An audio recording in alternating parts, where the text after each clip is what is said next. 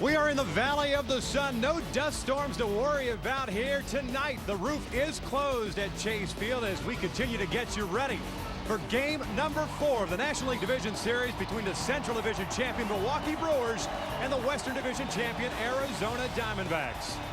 Hi, everybody, from inside Chase Field. We welcome you back to postseason action here on TBS. Along with Joe Simpson, I'm Victor Rojas. Last Saturday when we began this division series, we talked about the home field advantage. Milwaukee certainly had it in the first 2 games, and last night, Joe, the Diamondbacks certainly played to it. Well, we weren't surprised by what happened in Milwaukee, Victor, because they did have the best home record in baseball, and they came out firing on all cylinders at Miller Park.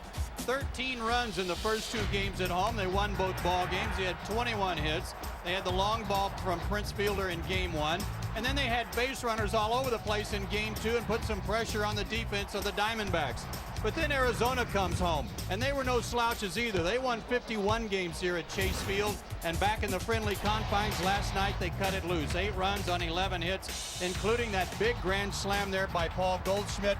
They've narrowed the gap. It's down to 2 games to 1. Well, we've been having right-handers start games in this division series today. A couple of left-handers. Randy Wolf going for Milwaukee. Joe Saunders going for the Diamondbacks, and really a mirror image of each other if you look at their numbers. Take a look at these numbers for these 2 guys. For the season, equal number of starts, exactly the same ERA. They gave it exactly the same number of runs on the year, same number of innings pitched virtually, 1 difference in the walk, and then the opposing average the same. If there's a difference, Saunders is a ground ball, double play guy. He's got to be good on his control and keep the ball down.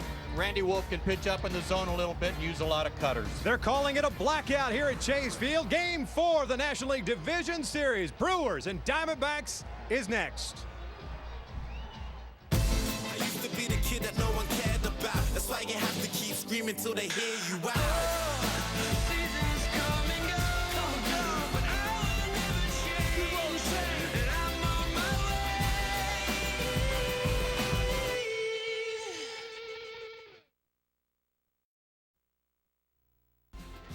The League Division Series on TBS is brought to you by DirecTV. Switch now and get a whole home DVR upgrade for free. Call 1-800-DirecTV. By Bank of America, the official bank of Major League Baseball. By Taco Bell, think outside the bun. And by Captain Morgan, raise your glass, always in moderation, to life, love, and loot. Gorgeous shot outside Chase Field. The Diamondbacks getting ready to take the field. They are down 2 games to 1 to the Milwaukee Brewers. And last year, it was all about the claw and the antlers. This year, a little bit different. For more on that, let's go down to Sam Ryan.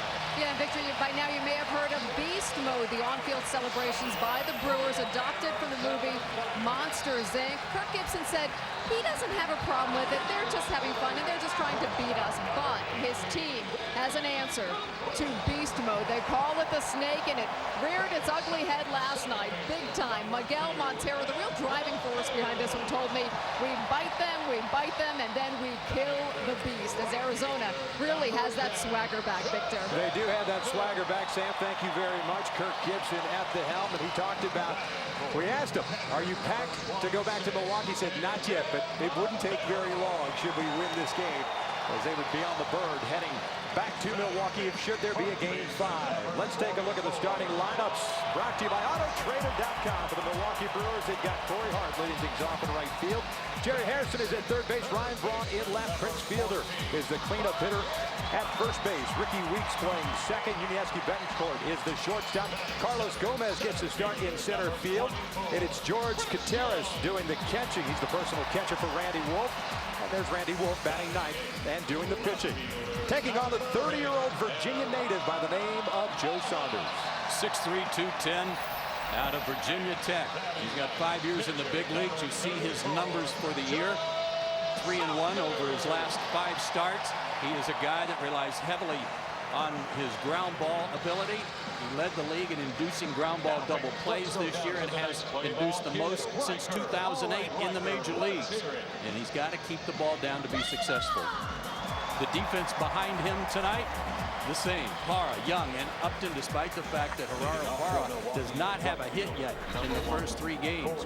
Roberts, Bloomquist, Hill, and Goldschmidt from third to first, and Miguel Montero will do the catching for Saunders. It's pretty much the same lineup that Kirk Gibson has run out there since Sunday. The only change in the lineup is just Roberts and Young flip-flopping, and that hasn't happened a whole lot for the Diamondbacks. Kirk likes to run his players out there. He trusts that entire 25-man roster, and as he told us, seldom does he run the same lineup out there, but he's done it pretty much for the last 3 games. First pitch here, it's a fastball for a strike on Corey Hart, who had a 1-for-4 game yesterday, picking up a home run. At 26 bombs during the regular season, and the second pitch is a strike. Hard a glance back to Bruce Dreckwood. You saw on pitch tracks, it looked like both pitches catching the bottom part of the strike zone.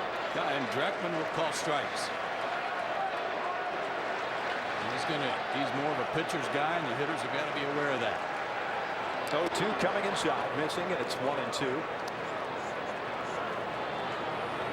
The Brewers this year blessed with 2 leadoff men that have hit as many as 4 leadoff homers. Corey Hart is one, Richie Weeks the other. No other team in Major League history has had that before. That home run that Hart had yesterday came in the 3rd inning. His 3rd hit of this DS. 2-2 from Saunders. Swing and a miss, and there is out number 1. Brought up the point in last night's game, but the fact that the Milwaukee Brewers, a lot different hitting team at Miller Park than they had on the road, even though they hit a little bit better in the second half, but nothing that really stood off the page. Well, one of the things you have to do with Joe Saunders, you have to be patient. You have to hope that he elevates a pitch or two and try not to get behind in the count. But Ron Renicky says, you know, we do what we do, and we're not going to try to change the way we play or the way we hit. We will attack him, and if he does make mistakes, we'll be ready. There's Jerry Hairston, the third baseman, who looks at his strike. Hairston moving up in the lineup against the left-hander, and Gomez being put in the lineup. First action for him in the DS in that 7-hole. And Jerry's had a pretty good division series thus far as he shoots this one back up the middle, and it's a base hit. 4th hit of the series for Jerry Hairston, and it comes with 1 out here in the 1st. Left fielder number 8. Tried to turn the ball over a little bit, a sinker trying to run away from him, but he left it up and gave Harrison a chance to shoot it back through the middle. Now the difference between these 2 left-handers comes in the way they hold runners.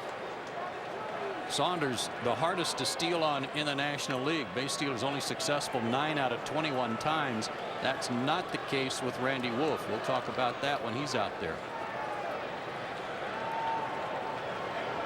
Ryan Braun at the play with 1 out, 1 on, and an 0-for-3 game yesterday, including a walk.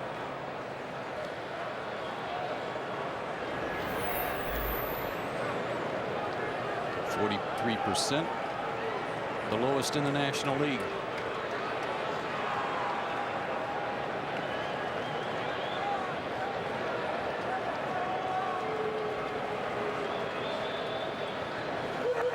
Braun, a swing and a miss. Evens the count and a ball and a strike. Saunders, one of those left-handers that for the most part lives on the outer half of the plate. At least he did in his American League career with the Angels. Not afraid to cut it, though, and throws a lot of fastballs and does have some off-speed pitches, but relies a lot on that sinker cutter. And he'll try to get that cutter working right from the inside corner in off the plate to tie him up. Montero setting it inside, and it misses in. It's 2 balls and 1 strike. It's the Brewers team that went 39-42 away from Miller Park this year. 57-24 at home. Braun and fielder. Big part in the success in the first 2 games of this series. Limited yesterday to 1 hit, and that was an infield hit, a charitable one at that, in the 9th inning. And that was by fielder. As Braun takes that pitch, apparently it's a little bit low, and it's 3 balls and 1 strike. Saunders wanted it. Looked like a pretty good pitch. Pitch tracks just a little bit off. Saunders did make a start against the Brewers earlier this year on July 20th, and he pitched a good ball game but got beat. Only gave up 2 runs in 7 innings. 3-1 pulled foul down the third base line. Braun checking his bat, making sure it's not broken. 3-1 changeup, and that's the way Saunders has to pitch. Has to pitch a little bit backwards, behind in the count, going to off-speed stuff. You're not going to see him give in.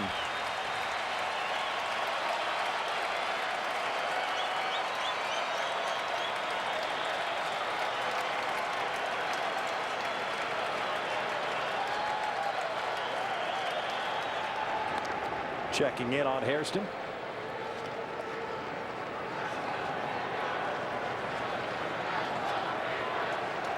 Talk last night after the game was that perhaps Ian Kennedy would pitch tonight instead of Saunders. Kirk Gibson said before the game, he said, that didn't come from me. Saunders has been my guy. Saunders, one of those guys that can induce the double play ball with the movement. Hairston doesn't go, and Braun lines one up the alley in left center field. That's got a chance to go all the way to the wall, and it does. Hairston rounding third. He's going to score. Braun stops at second, and Milwaukee strikes first. They lead it 1-0.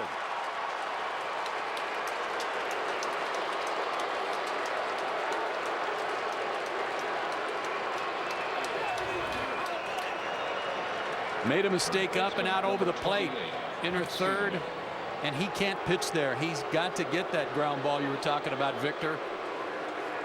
That ball jumped off Braun's bat, and Hairston's speed allowed him to score easily from first base. That's his third double of this division series. 4th run batted in. And it brings up Fielder with a man in scoring position. Bloomquist almost behind Braun at second. That pitch is inside. 1 ball, no strikes.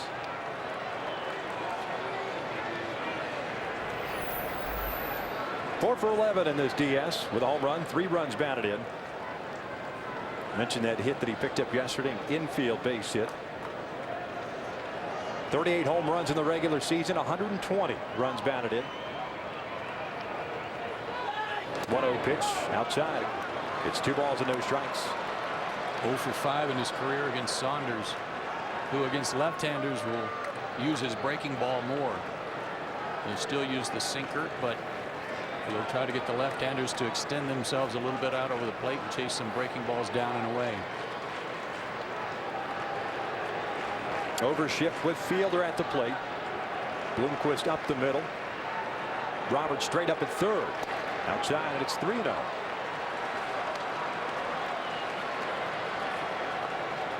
Anytime you've got a guy like Saunders who has so much confidence in his ability to get ground balls, he doesn't mind at all setting up a potential double play situation.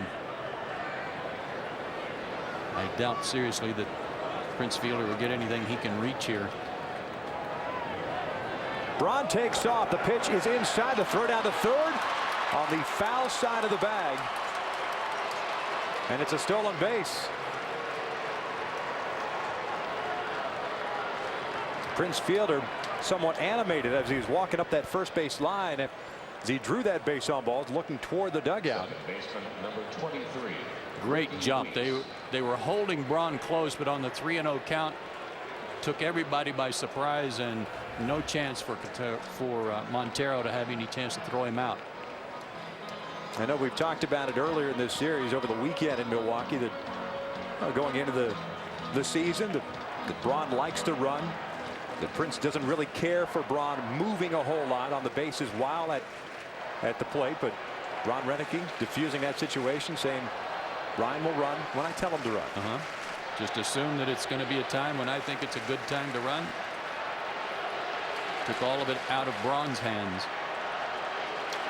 Here's Weeks, takes that pitch down low. Nice dig out of the dirt by Montero. This is after that stolen base and ball 4.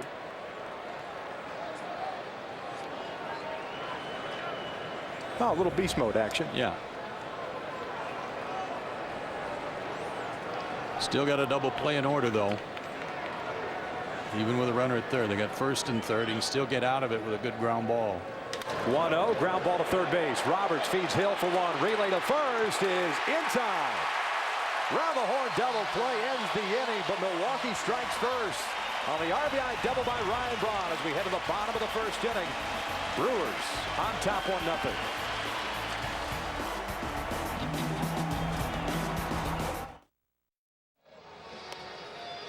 Take a look at the Diamondbacks starting 9. Brought to you by Autotrader.com. Willie Bloomquist leading things off at short. Aaron Hill at second. Justin Upton in right field. Miguel Montero is the cleanup hitter. Got a couple of knocks in last night's game. Paul Goldschmidt, a huge game for the Snakes. 2 for 4 with a grand slam and 5 runs batted in. It's Ryan Roberts batting 6th and playing third base. Chris Young is in center field. Gerardo Parra is playing left, and he'll bat 8th. And Joe Saunders batting 9th, doing the pitching as they take on the left-hander, 35-year-old from Southern California by the name of Randy Wolf. Out of West Hills, California, 6 feet, 205 pounds. He's completed his 12th year in the big leagues. That's Randy Wolf, 13-10 on the year. Did not have any good luck against the Diamondbacks this year. 2 starts, had a 6.08 ERA, 18 hits and 10 runs allowed in 13 innings. And his defense behind him tonight, he'll rely on them heavily. You want the D-backs to put the ball in play. Bron Gomez in heart tonight as Carlos Gomez gets the start in center. Hairston, Betancourt, Weeks, and Fielder remain the quartet on the infield. And Kataris gets his first start behind the plate. He is Randy Wolf's personal catcher. Willie Bloomquist leads things off. Had a big game for the Snakes yesterday. 3 for 4. 2 runs scored. Had a stolen base as he takes ball 1 inside. Hit .266 for the Diamondbacks this year. 4 home runs, 26 runs batted in. Swinging and lining out to center field. And the Diamondbacks get their leadoff man on board to start the bottom of the first. Boy, has he played well in this series. 6 hits now for Bloomquist. 3 stolen bases. And while I was talking a minute ago about how Saunders does a good job of holding runners, that's not necessarily the case for Randy Wolf. This year, base stealers were successful 18 out of 19 times.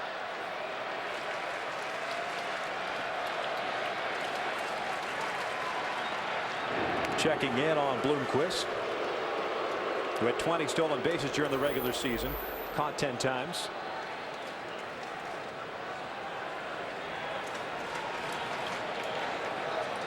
We'll keep an eye on his moves to first and his moves to the plate. See if there's something that tips off the base stealers.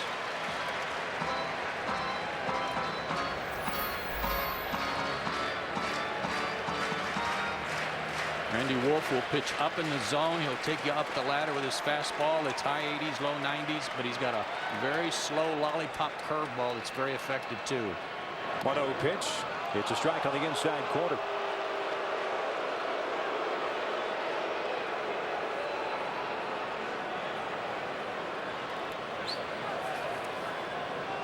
Hill picked up in a deal with the Toronto Blue Jays on August 23rd, along with John McDonald, in exchange for Kelly Johnson.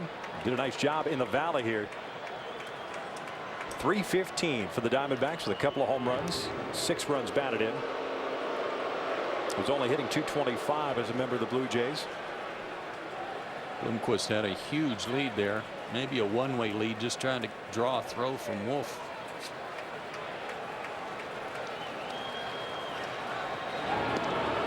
And you will see a lot of that tonight when you've got a man at first base.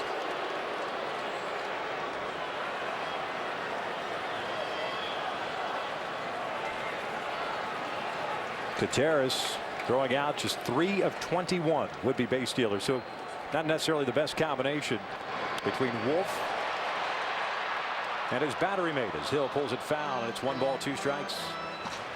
Both of these guys tonight have had problems in the first inning, but Wolf more so than Saunders. He's allowed at least 1 run in 7 of his last 12 starts in the first inning, and opponents have hit over 300 in this inning against him. That's not so unusual against guys who are mostly finesse pitchers, trying to get a good feel for the release point and trying to hit their spots. 1-2. Hill pops it up first base side. Fielder giving chase near the railing, makes the catch. There's out number 1. Big pitch by Wolf to get the first out here in the first.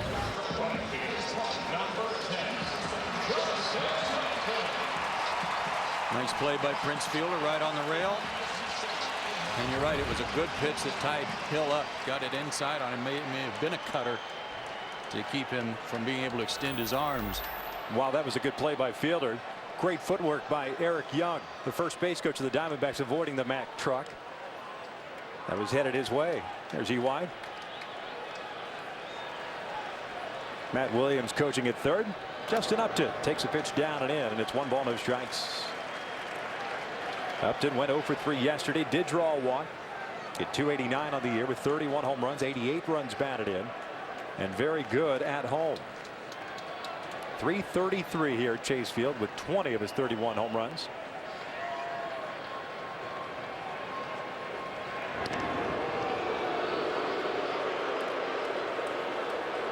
Randy Wolf is a tough cookie. 127 career wins in the big leagues. He's also lost 107. But he knows how to pitch. He's a tough competitor. He rarely gives in and has the stuff certainly to win tonight and clinch it for the Brewers.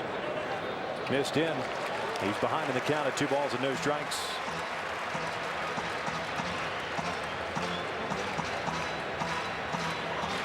This matchup is interesting too, with Upton in 20 at bats against him. Upton's hit a couple of homers off Wolf, but Wolf has gotten 3 double plays out of him too. 3-0.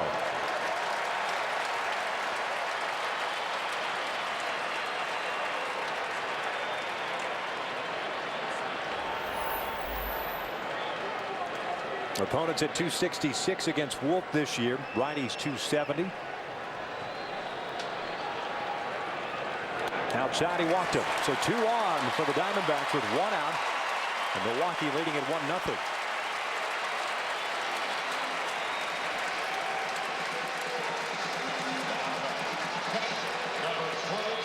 In both Wolf and Saunders, you have guys on the mound that will certainly give up hits. Saunders gave up 210 hits and 212 innings of work. Randy Wolf 214 hits and 212 1/3 innings of work this year. That's why the ground ball is so important for both of these guys, just as it was for Saunders there in the top of the first. So far, the Wolf appears to be a little bit up in the strike zone. Montero steps in with Bloomquist at second, and he swings first pitch, pulls one into right field, a base hit. Being stopped at third is Bloomquist. His Hart gets the baseball back in, and they are loaded up for Paul Goldschmidt.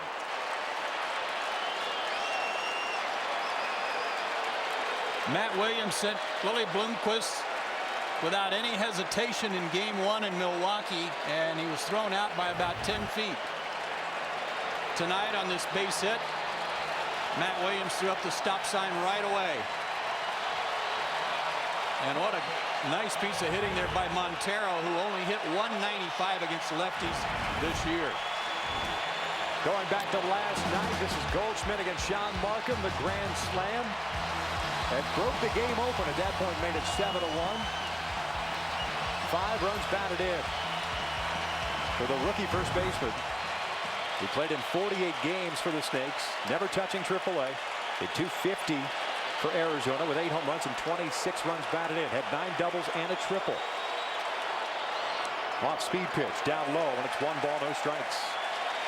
Kirk Gibson said last night that after his base hit to right field, his next at bat, he got away from his program of trying to hit the ball up the middle the other way, struck out. They had to remind him, stay with it, hit the ball the other way, and he did to right field for the slam. Foul tip, evens the count at 1-1. The Diamondbacks this year with the bases loaded, best in baseball. .387 average with 6 grand slams. 2 in each of the last 2 games at home in the regular season, and 1 last night. 3 straight home games they've hit a slam. 1-1 pitch. Swings through that one, and it's 1 ball, 2 strikes. Good pitch down and in by Wolf. Backdoor slider. Back foot slider.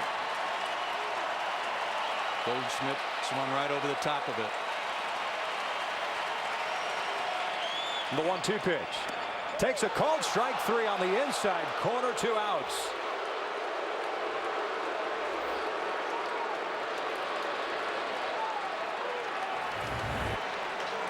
Judging by the way Goldschmidt went after pitches last night when he was behind in the count, they weren't going to try to run something away from him and let him extend his arms.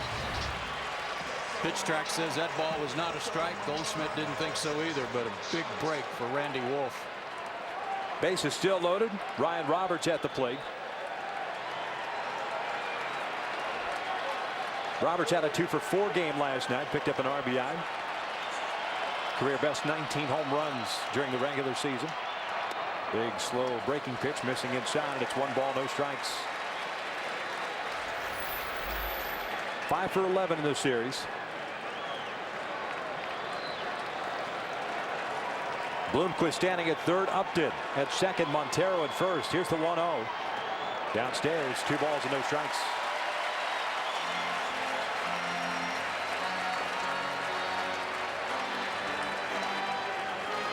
As we have seen from Roberts in this series already, he's pretty much a dead pull hitter. He wants something he can throw some top hand on and hook it down the line or through the hole. Hit .278 against lefties this year. 2-0 pitch. Fouls it straight back. Had a big rip and a fastball that was up. He has one of those grand slams we were talking about after the Dodgers had scored 5 in the top of the 10th inning. The D-backs came back with 6 in the bottom of the inning, capped off by his grand slam and his Kirk Gibson imitation.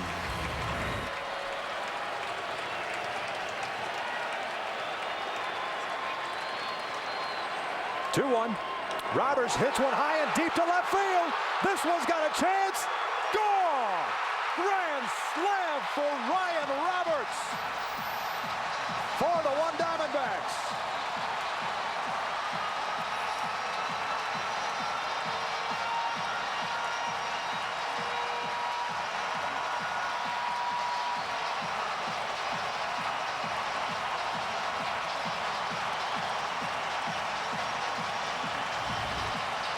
Wow! Got something inner half. He sits dead red, wants to pull the ball and hooked it right into the bullpen. 4 straight home games with a grand slam for Arizona. They want Roberts to take the curtain call here. And there it is. 6 for 13 with the bases loaded this year. And he comes through with 2 outs in the first. So bases clear, 2 outs. Chris Young the batter. And he'll look at a fastball down low. Young had a 1-for-4 game yesterday. Hit .236 during the regular season with 20 home runs and 71 runs batted in. As he lays off the off speed, and it's 2 balls and no strikes.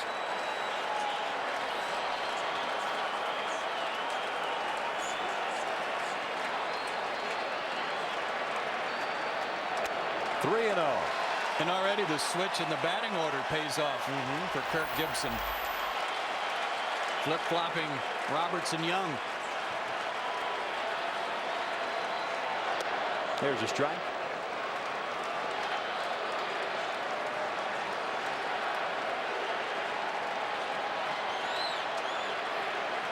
Big double play by Saunders to end the top of the inning, and the bottom of the inning comes through, and this one's bolted out to left center field. This one is gone. Back-to-back jacks for the Diamondbacks. 5-1 Snakes.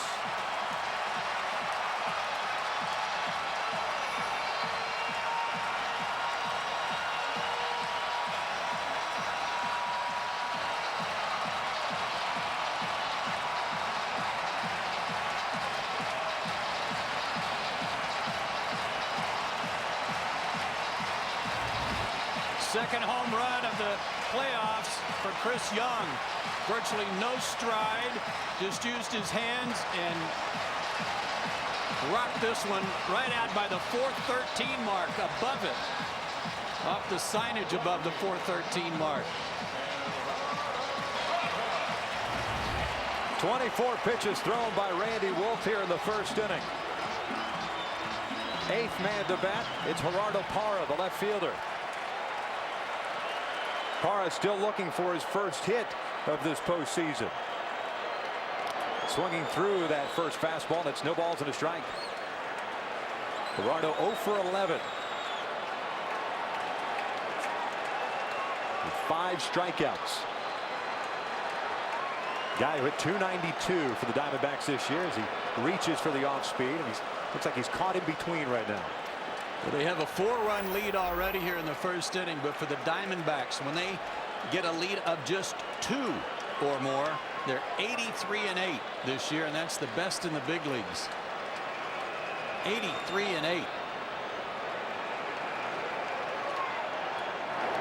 Lays off that sweeping breaking pitch. 1-2. The Brewers getting a run in the first inning off Saunders. The RBI double by Braun. And the Diamondbacks certainly answering back here in the bottom of the first as that pitch is up and in to even the count.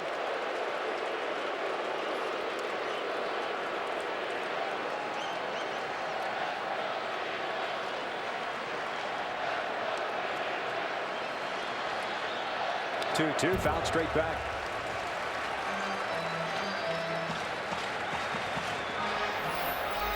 #15 in Major League Baseball postseason history with 2 grand slams in one series. And they're in back-to-back nights.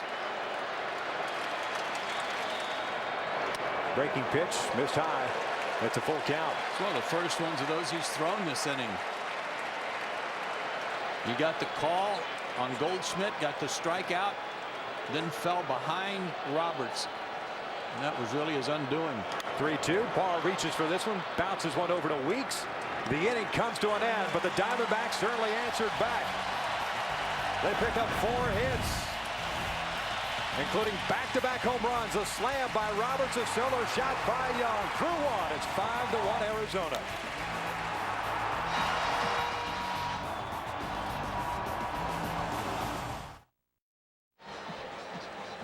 This National League Division Series coverage on TBS is brought to you in HD by BMW, the ultimate driving machine. 5-1 Arizona here in the top of the second inning. Joe Saunders, the left-hander, to face Betancourt, Gomez, and Gutierrez. So both pitchers have done their usual thing in the first inning, giving up runs. Randy Wolf a whole lot more than he wanted to, but both need to settle in now and throw up some zeros and hope that 5 is enough if you're Joe Saunders. Betancourt looks at a fastball for a strike. 1 for 10 in this series. At .252 for Milwaukee. 13 home runs and 68 runs batted in. As Deanna has the count even at 1 ball, 1 strike.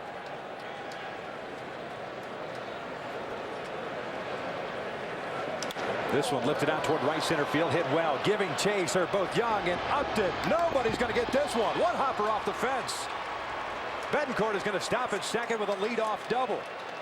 And right before that swing, I was getting ready to say you cannot discount this Milwaukee Brewers team. A powerhouse offense that can get those runs just as quickly as the Diamondbacks did in the first. Their offense is too good up and down to take them for granted. That was a bad changeup left up about letter high and out over the plate, which is right down Yuniesky Betancourt's alley. He loves the ball up and away. Yeah, you basically speed up his bat throwing those off-speed pitches up, or little spinning breaking balls. We see Carlos Gomez for the first time in this series. Corner infielders are in. Roberts at third, Goldschmidt at first. Not showing bunt. Takes a big rip. Hand comes off the bat. It's 0-1. That's all this guy does. Unless his manager is going to ask him to bunt, he is going to be spinning himself in the ground. He hasn't played in the series, so he wants to come in and do something big for Milwaukee. He's got some pop, but he'll also strike out a bunch. At .225 in the regular season with 8 home runs, as he fouls this one back, and it's no balls and 2 strikes. Gomez picked up prior to last year from the Minnesota Twins in exchange for J.J. Harding. Go back even a couple of seasons before that. Big key to the trade that sent Joanne Santana from Minnesota to the New York Mets. He's in the hole at 0-2 with Betancourt standing at second. The pitch. This one out towards center. Young going back, still going back. Ball is carrying. He'll make the catch. Betancourt tags, heads to third. He'll stop there.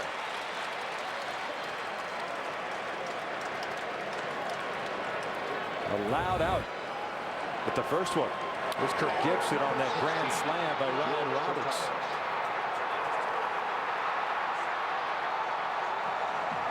Pretty cool, calm, and collected.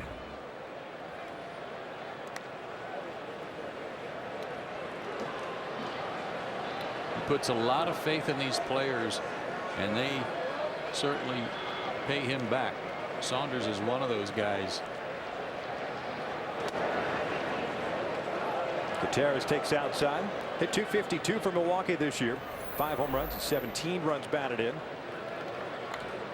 Spent a little time at AAA.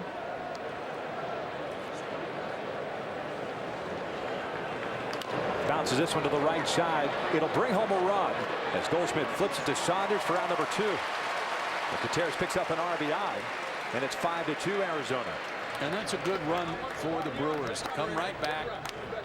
Saunders doesn't have the shutdown inning. They put another run on the board, get a little momentum back, get some confidence back, stir up the dugout a little bit. It's just one run at the moment, but it's a big run for them and their confidence. Pitcher versus pitcher. Randy Wolf at the plate. 10 for 61 this year. Saunders misses down low.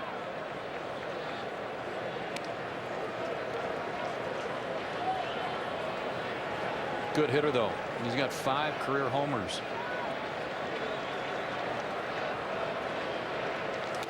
Swinging through the high fastball, and it's 1 ball, 1 strike.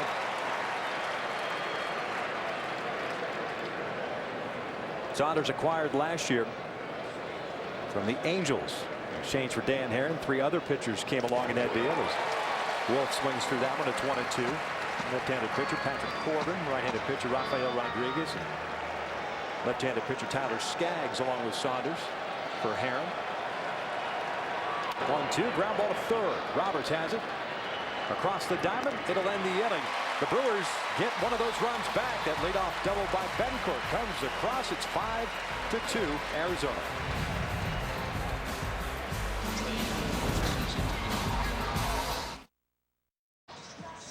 Here's a look at tomorrow's schedule, brought to you by Tomorrow Makers at Transamerica. Game 5, the ALDS back at Yankee Stadium. Doug Fister going for the Tigers. Ivan Nova going for New York. It was all Yankees yesterday at Comerica Park. Nice job by A.J. Burnett. Got into some trouble, had the defense work for him, but he limited that Tigers offense, and now back to the big house. Well, Granderson really bailed him out. Did a great job defensively. And another Game 5 coming our way Friday as the Cardinals won today in St. Louis and pushes it to Game 5 against the Phillies. Milwaukee trying to finish it up here with 2-1 lead. Arizona wanting to head back to Milwaukee. At no time during the first inning problems did the Brewers have anybody up in the bullpen. But if Randy Wolf gets in trouble this inning, that's probably not going to be the case. They'll face 9-1-2. Saunders, Bloomquist, and Hill here in the second. Rick Kranitz, the pitching coach, on the left. Ron Renicky on the right, the skipper. It's 2 balls and no strikes on Saunders. Hit 197 this year, 12 for 61. Had a double, 4 runs batted in.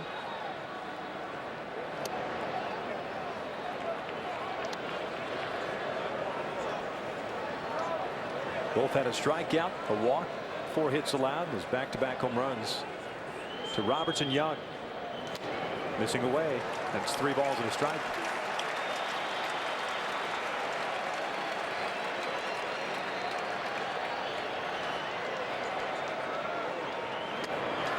That's off the plate, ball 4.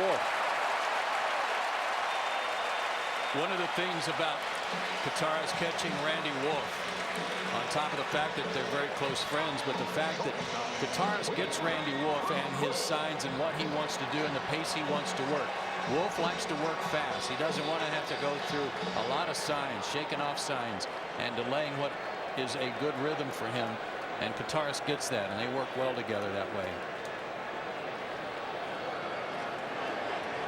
Saunders at first. Willie Bloomquist at the plate. He had a leadoff base hit to start the first. 1 for 1. Looks at a strike.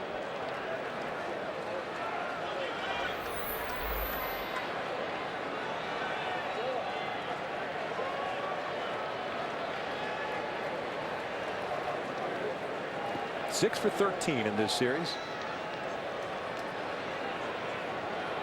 Lays off the off-speed pitch. And it's 1 ball, 1 strike.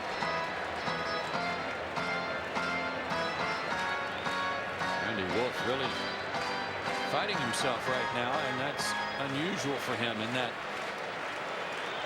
he's not a pinpoint control guy, but he's got good command, and that curveball especially nowhere near the plate on a couple of occasions. This one chopped over to second base. Weeks flips it to Betancourt. Relay to first in time. Nicely turned double play. 4-6-3 goes the twin killing. 2 outs.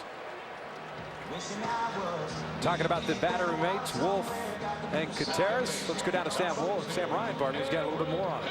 Yeah, Victor, a little more about what Joe was talking about. I asked George what makes Wolf so complex to other catchers, and he was talking about the specific set of signs and their approach. He said they go over the signs pre-game and really built up that trust and that relationship. He said they're even friends off the field. They have dinner together every time they can. And he's visited Randy at his house in LA, who, by the way, used to be owned by Slash of Guns N' Roses, but hey, they have that chemistry, guys. That's what Joe Simpson listens to before every game. Little GNR. Greatest hits. Aaron Hill lifts one high and deep down the left field line, but hooking foul. And it's just a long strike. I'm really more of a sticks guy. You go sticks? Yeah. I could see that out of you. Little air supply when you're trying to just chill out. Talk about rocking out.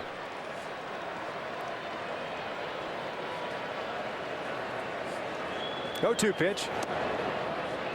It didn't miss by much. Wolf wanted it. It's a ball and 2 strikes on Hill. It popped down into foul territory his first time up, so he's 0 for 1.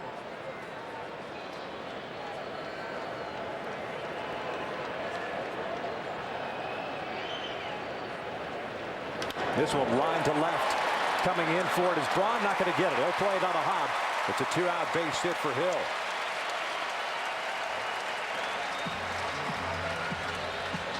Like the approach by Braun, never giving up on anything. Came busting in, thinking he had a chance to catch it, and literally laying back on it. And another mistake up from Randy Wolf. Let her high. Just having a little trouble locating here so far, and it cost him 5 runs in the first. And it really goes to the location of the off-speed stuff, whether it's that slow curveball or the changeup. The Diamondbacks, such a very aggressive team offensively, like to swing early in the count, especially if it's fastball.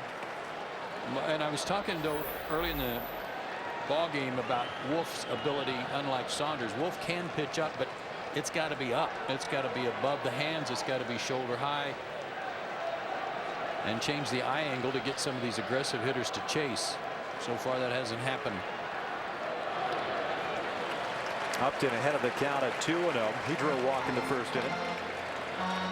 But you're right, Victor, in that if he's not throwing his off-speed stuff for strikes, these guys are just going to be sitting on that back leg waiting on the fastball like Roberts did.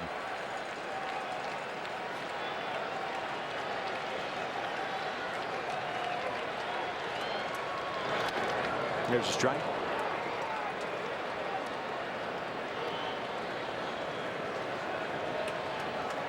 Nothing stands out from the splits for Randy Wolf.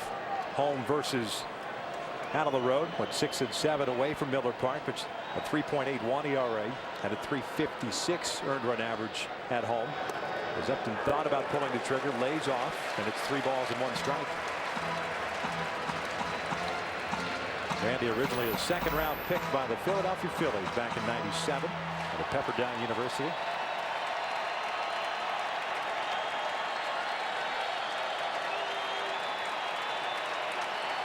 The 3-1. There's a strike. Full count.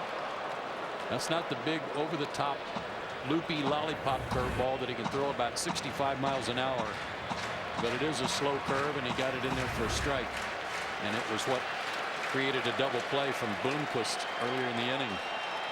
Payoff pitch up to fouls it off to the right, and this one's into the seats. Hill, who was off of the pitch, heads back to first base.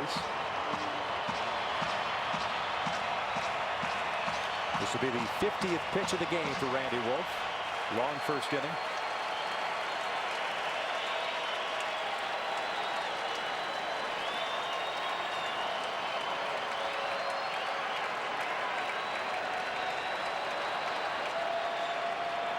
Three-two again. This will bounce back up the middle. Wolf kicks it with his foot after it popped out of his glove, and Upton will reach.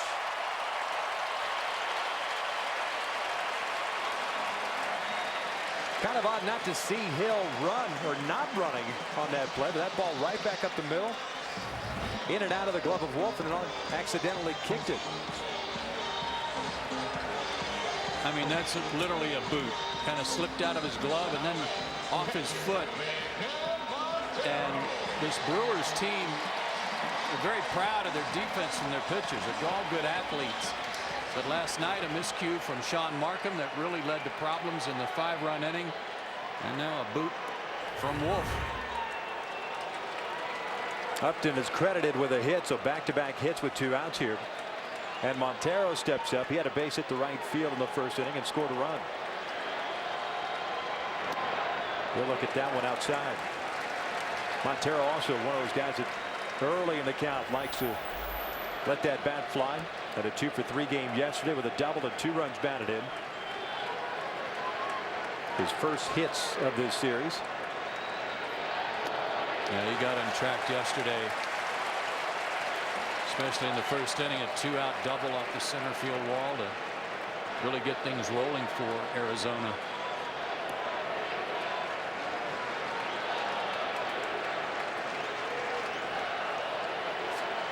Six times already, Wolf has fallen behind at 2 balls and no strikes.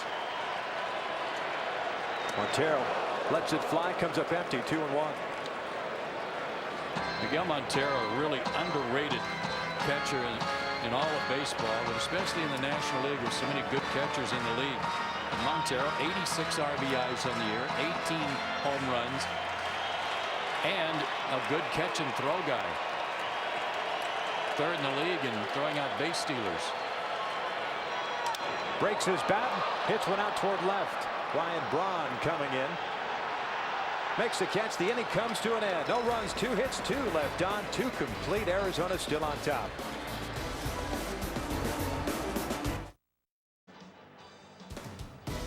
This copyrighted telecast is presented by authority of the Office of the Commissioner of Baseball and may not be reproduced or retransmitted in any form, and the accounts and descriptions of this game may not be disseminated without express written consent.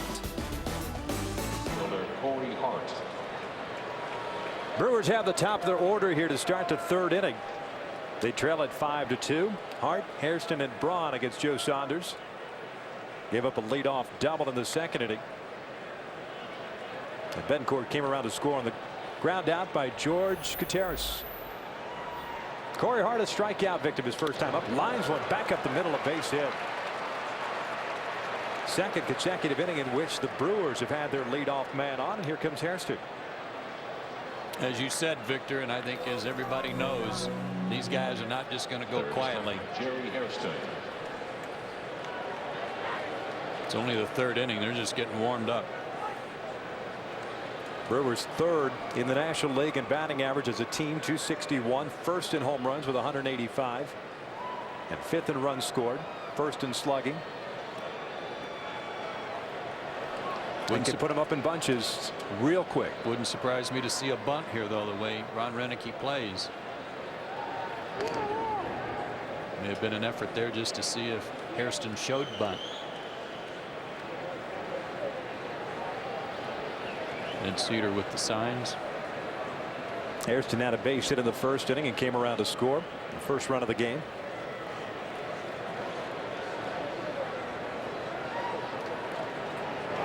Fastball up and in.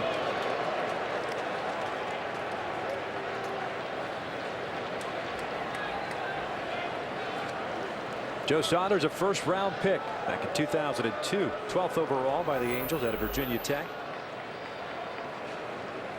And after the trade of the Diamondbacks last year, made 13 starts for the Snakes, went 3-7 and a 4.25 earned run average. 12-13 this year. 33 starts. That pitch is down and in. And it's 2 balls and no strikes. Saunders has postseason experience, 3 starts under his belt, 15 innings, 18 hits, 10 walks, 7 strikeouts, and an ERA of 5.40.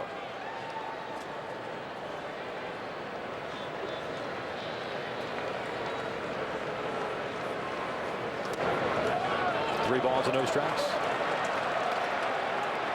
And that's what Saunders needs the hitters to do, is be more aggressive there. 2-0 and threw one to the heart of the plate, sinking down and out of the zone, but Hairston not offering. Patient, wanting to get the ball up. Right down the pipe for a strike, 3-1.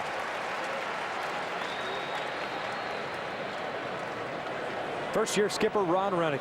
The job he's done. Both managers for these teams. Incredible runs for their ball clubs.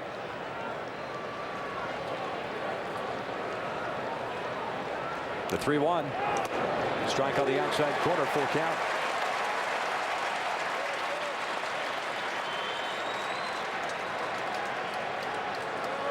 Brewers went from a 77-85 record last year to the 96-66 mark this year. See how aggressive they are here. 3-2 with a left-handed pitcher, and with Braun and Fielder coming up next. Hart doesn't go, and Hairston pulls one to left field. Giving chases. Parr reaches up, can't get it. Goes all the way to the fence. Hart heading to third. He's going to be waved home. No relay throw from Bloomquist. It's an RBI double by Hairston. It's 5-3 Arizona.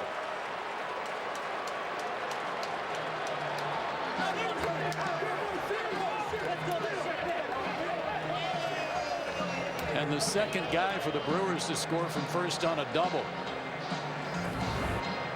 Although on this one, a hooking line drive by Hairston out of the reach of Parra, who dives for it. Might have been an ill-advised dive there, because with that runner moving, Hart, instead of being able to hold him at third base, the run scores. So back-to-back hits for Milwaukee to start this third inning. The single by Hart. RBI double by Hairston. Here's Ryan Braun. RBI double himself in the first inning. Diamondbacks starting to get action in their bullpen. The pitch is off the plate for ball one. Micah Owings, first man up. Kirk Gibson, the right-hander. Johnny Holstaff going for the Diamondbacks today. Absolutely. They don't have the luxury of trying to weather the storm and nursing their starter through a problem. They've already got the lead and they want to hold it. They have to hold it. 2 balls and no strikes.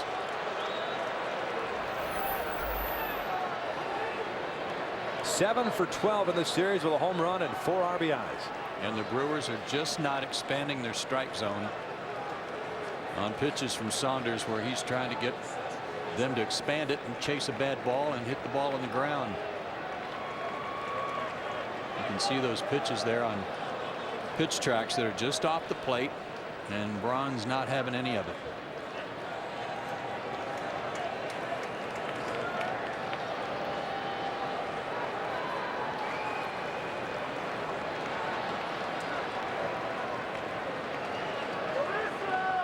The 2-0 takes a strike, 2-1. 41st pitch of the night for Saunders, who has a strikeout and a walk, both coming in the first inning.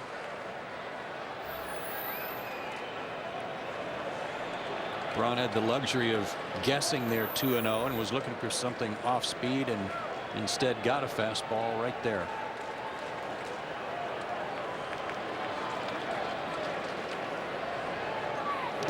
Down the dirt. Nice job by Montero. 3 balls and a strike with Fielder on deck.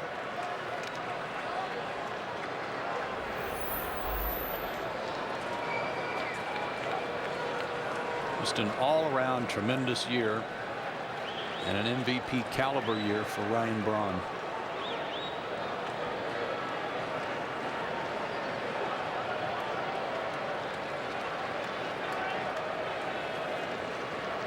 A glance back in the 3-1 pitch. He lost a second walk issued by the left-hander. Now you have 2 on with nobody on and fielder coming up.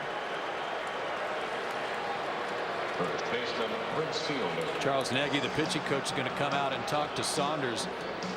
Victory, when you and I had our visit today with Kirk Gibson, and I asked him, you know, what does Joe Saunders need to avoid tonight? The first thing quickly out of Kirk Gibson's mouth was walks.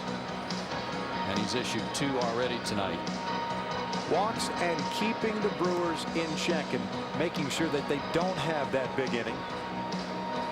Kind of like that 6th inning that occurred at Miller Park in Sunday's game. Yeah, he talked about how fast that happened, and that was because there were 3 straight hits from the top of the order. Hart hit a base hit to center field on the first pitch for an RBI. Nigel Morgan followed with the same on the first pitch, and then on the second pitch, Braun did it. It was just happening so fast, and it turned into a huge inning, and that's what he was referring to about trying to avoid a big inning against Milwaukee. At-bat scouting on Prince Fielder. Game 1. Mostly fastballs since then after the home run. 2-1 off-speed pitches. 2 on and nobody out. Fielder at the plate. First pitch. Fastball up and in. That's how he started the last plate appearance, which resulted in a walk to Fielder.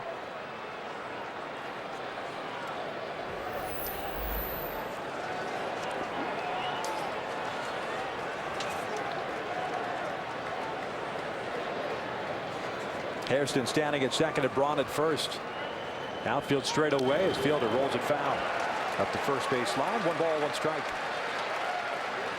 He hit into 17 double plays this year. And among his teammates, only McGee hit into more. Joe Saunders induced 28 double plays this year. Tops in the National League. Already has one today. Happened in the first inning when he got Weeks to end that first.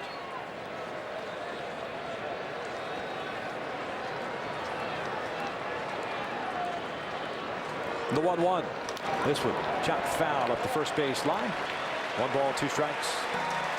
And they can't put their shift on for Fielder like they would like because there's a runner at second base. They've got to respect the fact that Harrison might just walk to third base. So Ryan Roberts has to play it a little more straight up at third.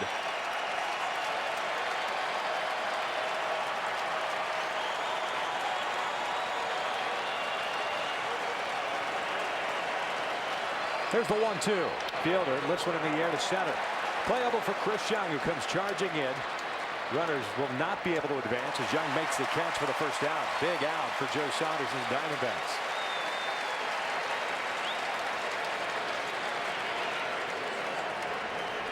Second baseman, Ricky Weeks. And here's the guy that hit into the double play to get him out of trouble in the first inning.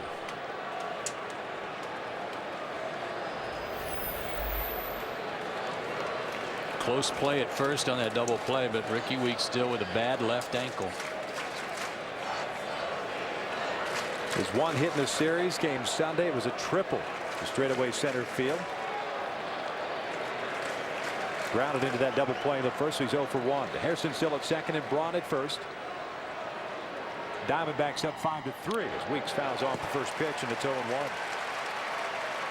And take it for what it's worth, and we mentioned already Saunders is a guy that's capable of getting that double play ball. But you look over his last final 4 starts of the year in these type of situations with a man in scoring position. Opponents hit just 0.91 in those situations. 2 for 22. The runs coming today early.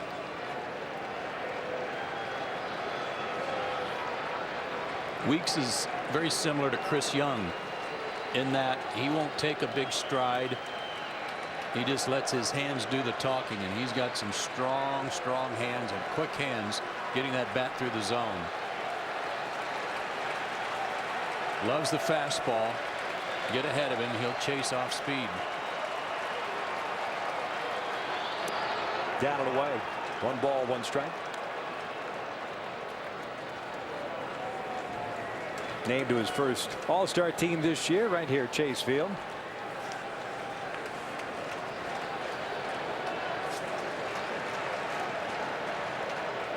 Spent some time with the disabled list. That severely sprained ankle, missing 39 games. Fouls this one back, reaching for that pitch, and it's 1-2. He was having one heck of a season too, right before that injury, and that DL stood. Second in the National League in runs scored, 5th in total bases, 6th in extra base hits. Top 10 in doubles and hits. This is where Saunders wanted him, was to get ahead in the count and hope that he could get him to expand his zone and hit a ground ball somewhere, top one to somebody.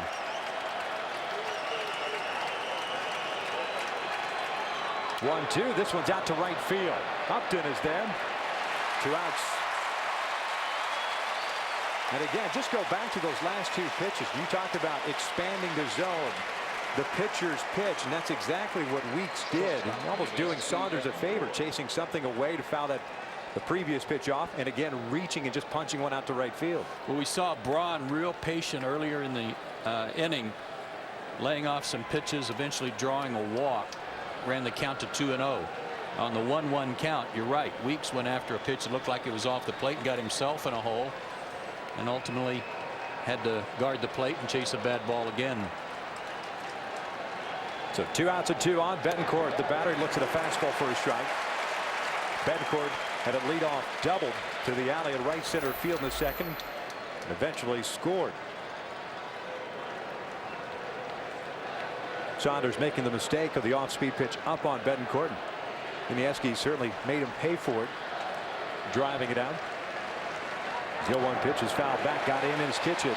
You can do that upstairs there, but if you leave the ball out over the plate away from him, he'll get the extra base hits. He'll drive the ball to right center. 2 hits in this series, a triple and a double, and really tied up there on what looked like perhaps a cutter from Saunders.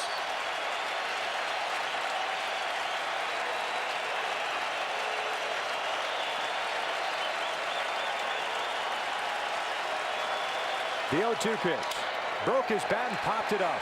Aaron Hill, the second baseman, makes the catch. The inning comes to an end. They get a run. We head to the bottom of the third. 5-3 Arizona.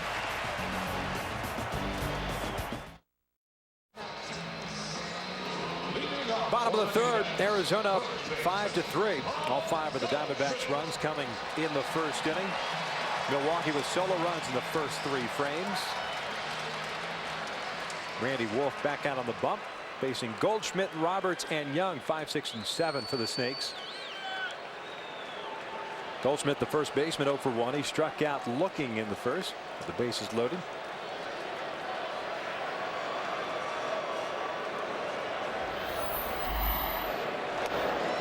There's a strike. But the Brewers keeping some momentum. They would have liked to have had a bigger inning, but still added 1 more, and now only down by 2. Great job of pitching by Saunders to get out of that inning.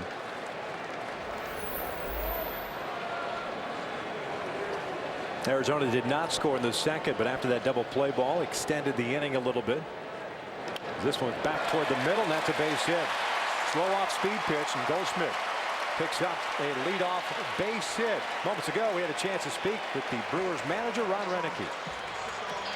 Hey, Ron, just to ask you about the top of the third inning right there. You get the single, the double, then the walk, but all of a sudden, with nobody out, Saunders retires the next 3 guys. A big job by him, but unfortunately for you, you only get 1 run out of it. Yeah, tough inning there, opportunities. But, you know, Saunders, he's a good pitcher. He made some good pitches there to Betancourt with a changeup and a fastball there. But hey, I'm happy the way we're coming back, swinging the bats, and we're going to keep coming after him. Ron, Randy Wolf got off to a rough start in the first inning, but you didn't have anybody up in the bullpen. It looks like it's kind of in keeping with some of his other first innings, where then he kind of settles in. Well, we'll see what happens with him. You know, if he gets in a little bit of trouble here, we'll probably have to go get him. But you know, sometimes he's had this start, gets a little off in his command, and then he finds his rhythm, and he ends up coming back and making some really nice pitches. 1-0 pitch is fouled off to the right. Goldschmidt had a running start on the very first pitch to Ryan Roberts, picking up the stolen base. Went on his first move, not expecting Wolf to hold him close. The big man showing off his wheels too. He had 4 bags during the regular season in scoring position.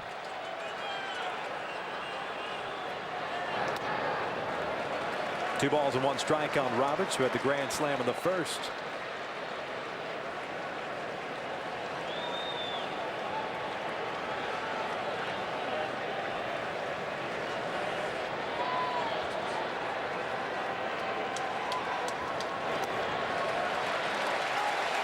And you're not seeing too many of the Diamondbacks hitters fooled on that breaking pitch. Perhaps, I think Hara was the one guy that was out on his front foot a little bit.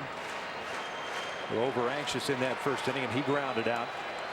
But for the most part, most of these guys are laying back. They love him here. Roberts, as you saw, the signs for Tatman. This one pulled down the line, and that is just foul. Ron Kolpa, the third base umpire, making the call. Had a little hooking action right at the feet of Alfonso Marquez.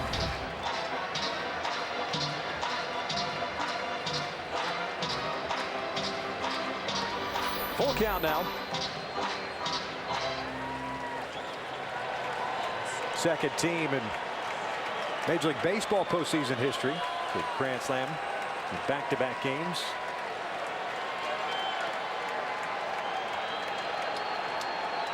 The 3-2. Roberts fouls it off his leg.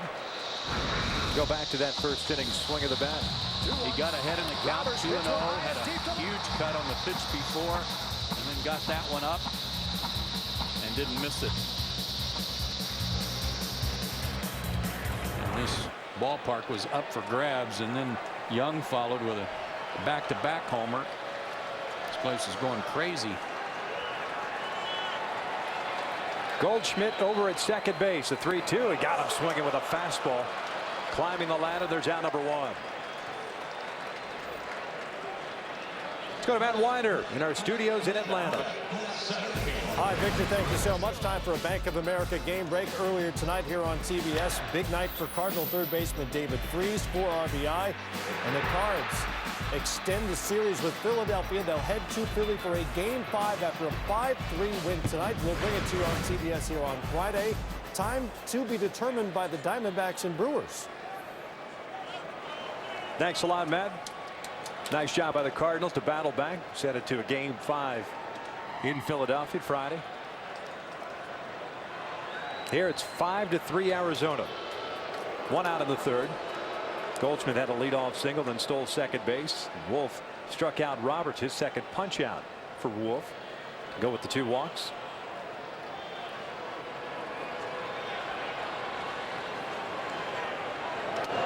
Up and in. One ball, no strikes. And as previously described by Ron Renicky, if he does get in trouble this inning, we'll have to get somebody up, and they have Marco Estrada. Estrada got into the game yesterday, had 1 inning, struck out 2. Young takes a strike on the inside corner. It's 1-1. Roberts and Young, the first back-to-back home runs in Diamondbacks postseason history.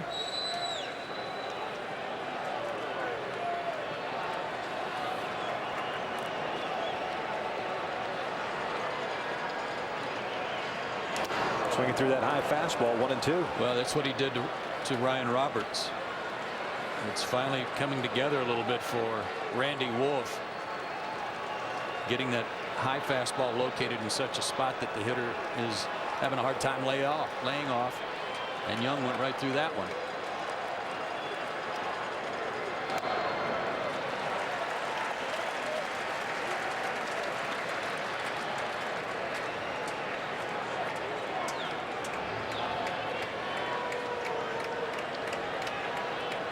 Milwaukee with 5 hits. They've left 3 guys on base. Diamondbacks with 7 hits, having stranded 2. Man in scoring position for Young. 2-2 for Wolf. Check swing. Pretty close. Dreckman does not need any help. Now asking Jeff Kellogg at first base. It's a full count.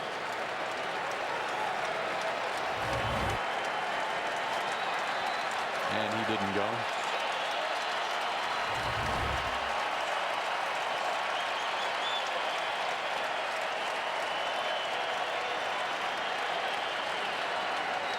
There's a 3-2.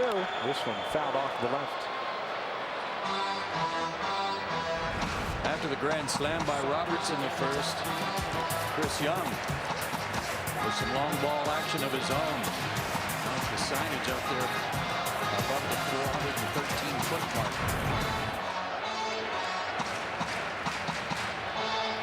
Meeting on the mound with his catcher. Almost made a mistake there with the fastball to Chris Young. They have Parra on deck, left-handed hitter who is 0 for 12 in this series and 0 for his last 19 dating back to the regular season. And then after Parra, the pitcher. They don't want to make a mistake here with first base open. Another 3-2, and he walked him. And Randy Wolf wanted that one and has a long look in at Bruce Dreckman.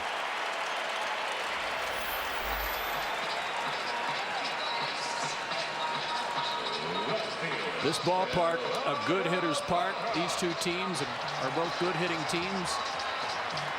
Home ballparks are good to all three of those ball clubs. And you know about what a good hitting ballpark Coors Field is for the Rockies. These two teams right in there in terms of runs per game at home. Goldschmidt standing at second, Young at first. One out here in the third. Gerardo Parra, the left fielder, is the batter. Still looking for that first hit of this series. Grounded out to Ricky Weeks to end the first inning.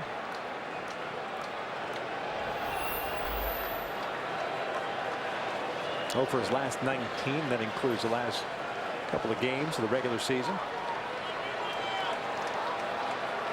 The 1-0. Reaching for this one, bounces it over to fielder. They'll get the out. 2 away. Goldschmidt advances to third and Young to second. And Joe Saunders is being called back. Wow. They're going to pinch hit for Saunders here in the third inning with 2 outs. Well, he did a fabulous job of pitching out of trouble there in the third inning, but he's given up single runs in the first 3. And Kirk Gibson's going to send up Cowgill to try to add on to their lead.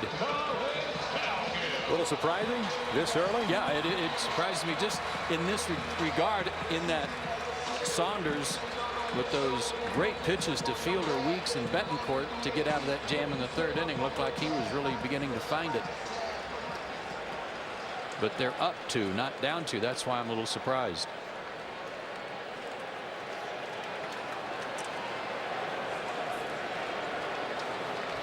This, I think, says a great deal about how Kirk Gibson respects the offense of the Milwaukee Brewers. He obviously doesn't feel that 5 is enough. Cowgill in 36 games at .239 for Arizona with a home run. 9 runs batted in, just 1 for 9 as a pinch hitter.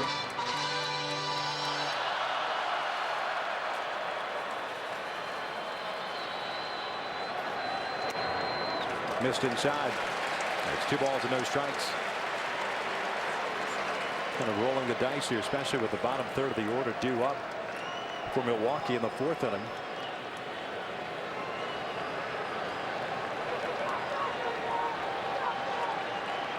The 2-0. This one chopped to the left side. That's a base hit, and it's going to pay dividends. Goldschmidt and Young both score. 7-3 Arizona.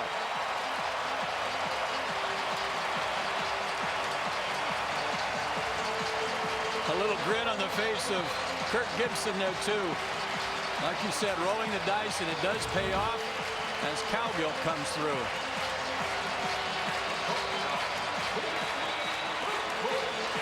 And the fast man at second base in Young, able to score easily. The Diamondbacks don't have the luxury of knowing that if they lose, they can still play Friday. The Brewers do. The Diamondbacks have to win, and they're playing like it, and their manager is managing like it. Brings up Willie Bloomquist. Well, as we mentioned early on in talking about trust, Kirk Gibson and his players, he told us before the game, I trust my guys. I put them in situations. I get a lot of people that roll their eyes at me when I put the lineup up throughout the year, but I do it with a purpose. I do it with a reason in mind, and that is to instill the trust in his players, that I will put you in certain situations regardless of what anybody's thinking, regardless of what anybody thinks. A perfect example right there. I mean, it's a gamble. You take your starting pitcher out, even though he's given up 3 runs, pardon me. Did a heck of a job of getting out of the third. You got the bottom third of the order coming up, but it pays off. It's tough to argue if it pays off. Well, it didn't in game 1. I mean, he took the heat for it. He allowed Ian Kennedy to say, hey, I want to pitch to Fielder. Fielder hits the homer. He said, you know, we live with that stuff. And then we go on to the next inning or the next game and play the way we've been playing all year. And this is a great example of it right here.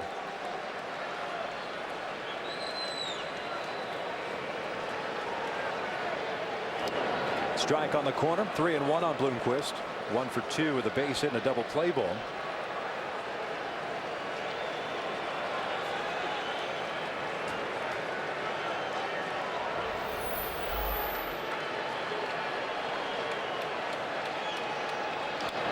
This one lifted in the air, shallow center. Carlos Gomez is there, makes the catch. The inning comes to an end, but Arizona takes on 2 more. Through 3, they lead at 7-3.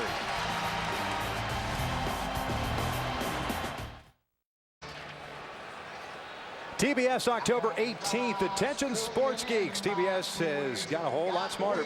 Don't miss the Big Bang Theory, all new to TBS Tuesday, Wednesday, and Thursday nights starting on October the 18th.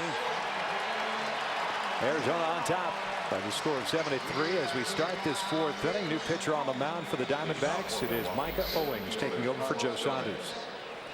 Great job for these guys, both in the rotation and then later in the bullpen, going 8-0 with a 3.57 ERA. Got a little work in game 2. He's ready to go tonight and asked to provide some long relief. Gomez, the center fielder, leading things off, fouls off the first pitch. And so when 1, he hit a fly ball to center in the second. So he's 0 for 1 today in his first action in this division series. Joe Saunders, by the way, got the start for Arizona. 3 innings, 1 strikeout, 2 walks, 3 runs on 5 hits. Gomez lines onto center field, and it's a leadoff base hit. 3rd consecutive inning in which the Brewers have had their leadoff man on. And that'll bring up Gutierrez. Let's go down to Sam Ryan. Yeah, Victor, Carlos Gomez, not such fond memories his last game here back on July 20th, the game Joe Saunders actually started. Gomez went to make a catch, fractured his collarbone in the one, keeping him out until September. Now, that was the same game, by the way, that Arizona's Stephen Drew badly broke his ankle. Certainly a tough one for both of those teams back on July 20th. Thanks a lot, Sam. Gomez on board. You have to pay attention to him. Good speed. 16 of 18 in the stolen base category this year. Gutierrez and an RBI ground out in the second. 0 for 1.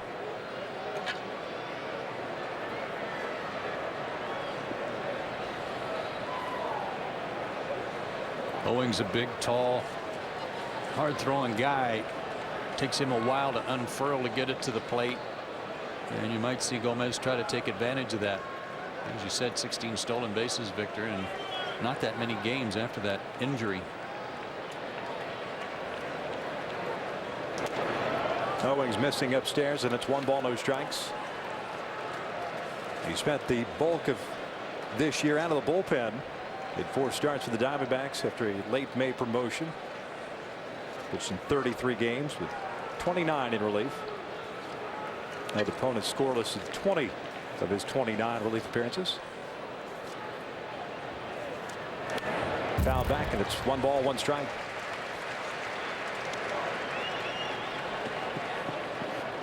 .65, 220.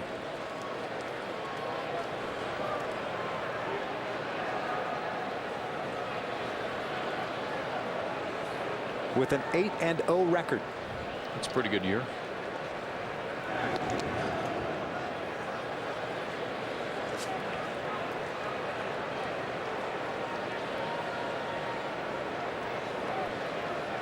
Green's come out to the on deck circle. He'll be batting in the pitcher's spot, so Randy Wolf's night will come to an end. This got the inside corner. Gutierrez can't believe it. But that pitch was down and in. And it's 1-2.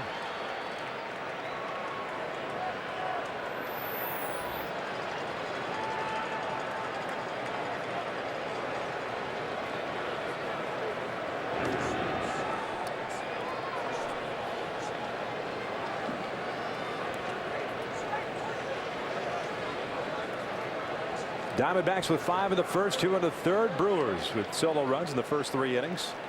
Gomez standing at first base with nobody out. The 1-2. Missed outside. 2 balls, 2 strikes.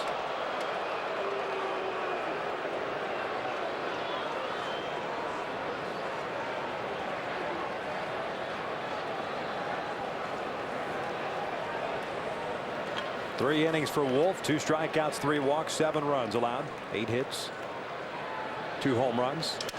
Broken bat, fly ball to right, hit well though. Upton is back there, under it, makes the catch. And there's out number 1. Moments ago we had a chance to catch up with Diamondbacks pitching coach Charles Nagy.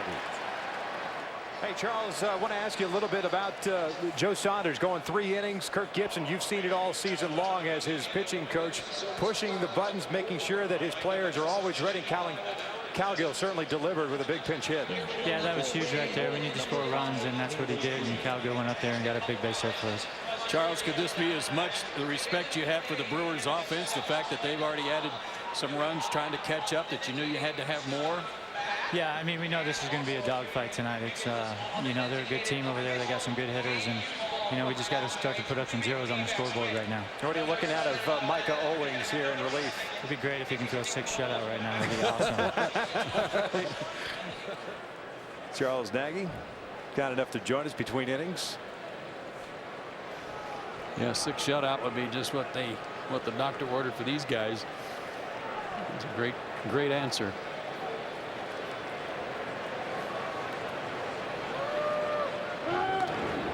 Quick check of Gomez. Green hit .270 this year in 20 games for Milwaukee. 3 doubles, an RBI. 4 for 11. Pardon me. 5 for 12 as a pinch hitter. Kind of came down to he or Josh Wilson as to who was going to be on the ball club for the postseason as one of the extra men. Green, a solid hitter, and Ron Renicky feeling that he could help him in some pinch hitting capacities, and there he is. Gomez takes off. The pitch is a strike. The throw down is not in time. A stolen base. The Brewers with a man in scoring position as Gomez picks up that bag. And he did it on a catcher who is 3rd in the league in throwing out base runners. But this one was stolen on Owings, as Gomez got in there pretty easily.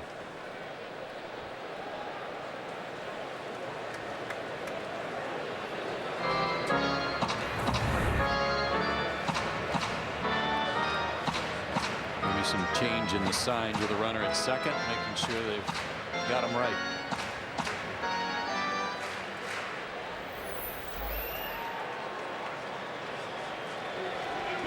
Showed you that number in the bottom half of the 3rd inning, and the good fortune the Diamondbacks are having here at home with runners in scoring position. It's been amazing, an amazing turnaround after 1 for 11 in Milwaukee.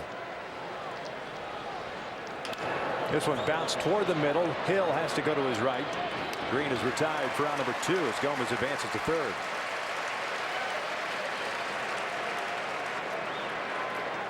So back to the top of the order now, Corey Hart, right fielder. Had a sold-out crowd here at Chase Field last night, 48,312. Pretty close to being there in this game.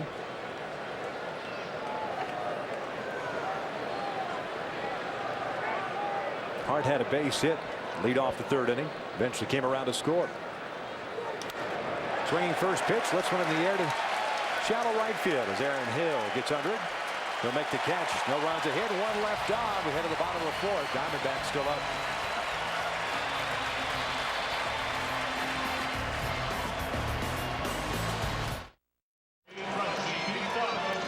Celebrate a America's Game with Chevrolet. When you go to ChevyBaseball.com and upload a picture of your favorite youth ball player, you could win hundreds of MLB prizes as part of Chevrolet's Centennial Celebration. Even tickets to this year's postseason.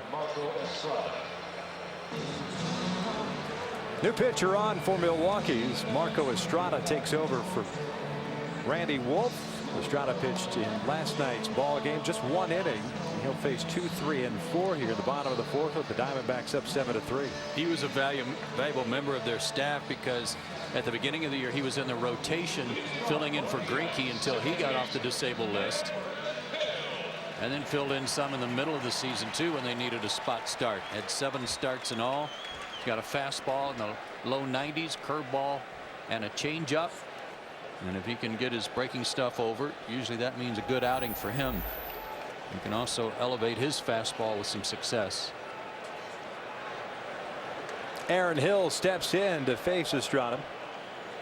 Hill 1 for 2 had a base hit in his last at bat. And he'll look at a strike. Both starters today, their shortest outing of the year, 3 innings. Saunders because Kirk Gibson decided to pinch hit for him with 2 outs and runners at second and third, and Randy Wolf because he had allowed 7 runs on 8 hits and just could not spot that off speed pitch and get guys off balance.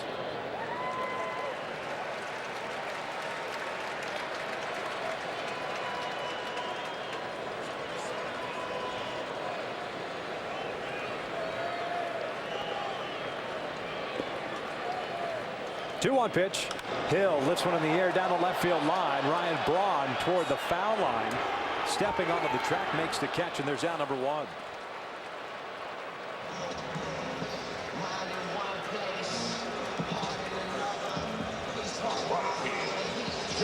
First time in this game, the Brewers pitchers retired the leadoff man. Bloomquist had a base hit in the first. Joe Saunders, the pitcher, had a walk in the second, and then Goldschmidt had the base hit starting the 3rd inning.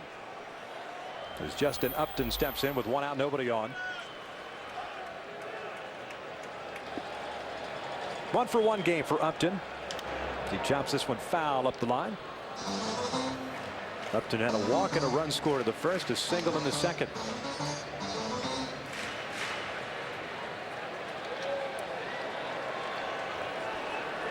Milwaukee taking the first 2 games at Miller Park. 4-1 in game 1. 9-4 in game 2 on Sunday. Arizona answering last night, avoiding elimination as they beat the Brewers 8-1. Here's the 0-2. Off speed low. 1 ball, 2 strikes. You heard Charles Nagy say a few minutes ago that they'd like to throw some zeros on the scoreboard, and the Brewers desperately need that, and that's what Estrada's job is hold them right there. Swing and a miss. Nice pitch by Estrada. 2 outs. Try to give this Brewers offense a chance to make a dent in this 4-run deficit. Good breaking ball there, and got up into chase. Good start for Estrada. Diamondbacks trying to force a 3rd game 5 division series. Tigers and Yankees tomorrow night at Yankee Stadium.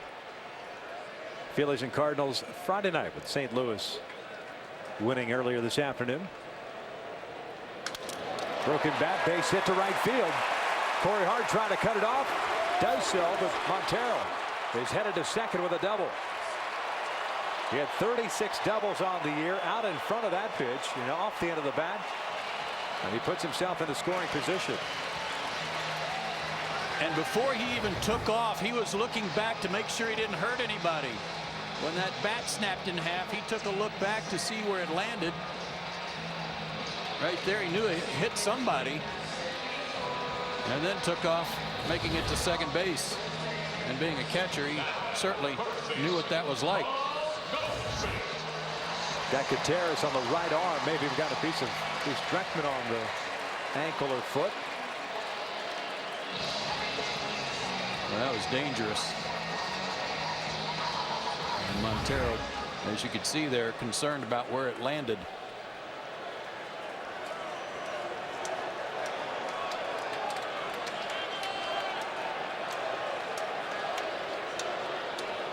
Paul Goldschmidt, the batter. The first baseman is 1 for 2. Lines one to right field, a base hit. Montero is going to be stopped at third as Hart sails the throw all the way home. And the Diamondbacks have back-to-back hits with 2 outs here in the 4th. What an approach this guy's taking, huh? He can hit the ball a mile, and he's willing to go to right field. Back-to-back multi-hit games for him.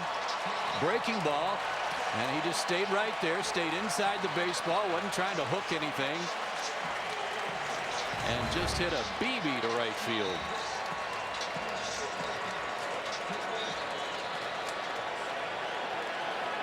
First and third, and 2 outs for Ryan Roberts, a third baseman who had a grand slam in the first inning, a strikeout in the third. Diamondbacks with 10 hits now. The 2 outs here in the 4th inning.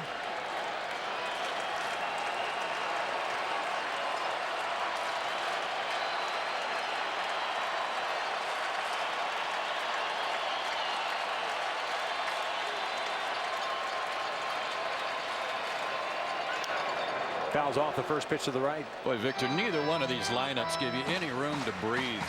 They are aggressive. They're up there hacking, just like Roberts there. Early in the count, they're just looking for something to tee off on, both sides.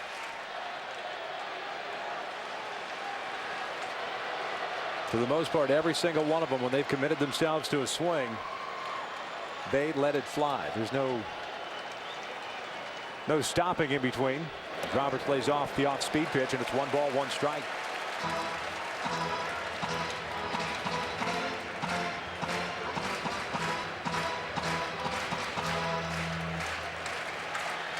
Diamondbacks were only shut out 4 times in the regular season, and that was the lowest number of shutouts against any team in the National League. Swing and a miss. Back-to-back changeups from Estrada. 1 and 2. Great location, too, on that last one.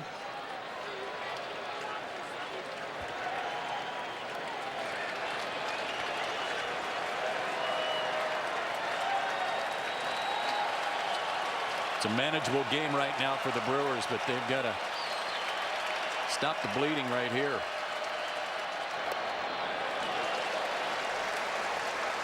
Three straight changeups.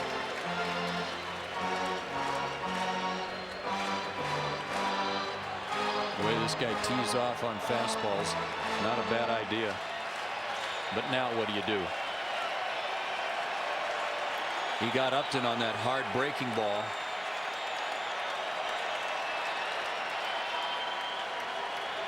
This one looped out towards center field. Gomez has a beat on it.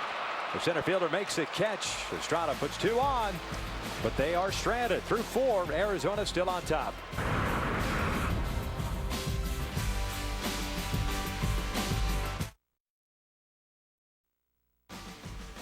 The League Division Series on TBS is brought to you by Citibank.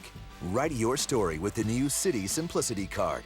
And surf, search, and share at 4G speeds on America's largest 4G network, T-Mobile. Top of the 5th at Chase Field. Arizona leading at 7-3. Micah Owings out for his 2nd inning of work to face 2, 3, and 4 for Milwaukee. Hairston, Braun, and Fielder.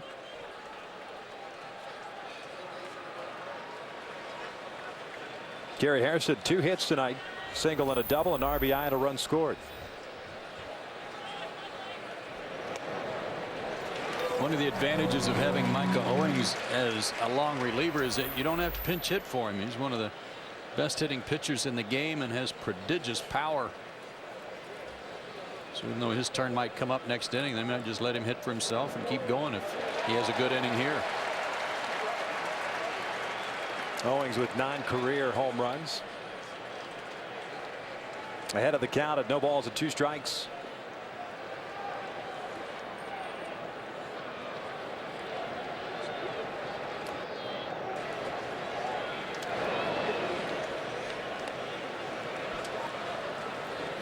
Hairston coming over in a deal with the Washington Nationals is fielded nicely for Ron Renicky, especially in this division series. He bounces this one to short. Bloomquist comes charging in. One away. Let's go down to Sam Ryan, who's with one of the all-time Arizona Diamondbacks. Yep, Luis Gonzalez, Gonzo, 2001 World Series hero. Game 7, the game-winning hit off Mariano Rivera. What was it like not only to beat the great Mariano Rivera, but to do it in that situation, Gonzo? Well, I mean, it was obviously a childhood dream come true, and to be in that spot was unbelievable. Kirk Gibson in his first year as Diamondbacks manager. What is he doing to get these guys to play for him? He's done an incredible job, him and the coaching staff. I mean, they have all the credentials, and you see tonight he flip-flopped Roberts and Young, and Roberts comes up with a grand slam. He pinch hits Cal Gill there. He comes up with a 2-run single. So, you know, he's pushing all the right buttons, and this team has bought into whatever he's preached since spring training. We had a miserable spring training, but once the season started, these guys turned it around. They certainly have the swagger, the confidence, but what else is it that is bringing this team back from an 0-2 deficit? I think it's just the fact that they believe in each other. They have a certain swagger, especially playing here at home. We know Milwaukee plays well at their home also, so you know, it's come down to a great series so far. Thanks a lot, Gonzo. All right, thank you. Victor? Thanks a lot, Sam. Micah Owings retiring the first 2 guys here in the 5th inning. Braun gave that last one a charge to center field, but stayed in the ballpark as Prince Fielder comes to the plate. He's drawn a walk and hit a fly ball to center, so he's 0 for 1. Owings delivers a strike on the outside corner.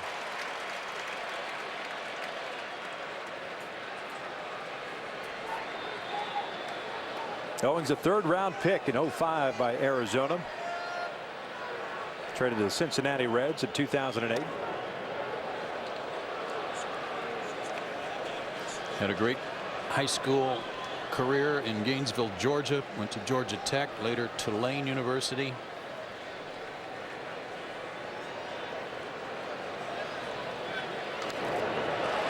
And he's doing a good job of keeping the ball down.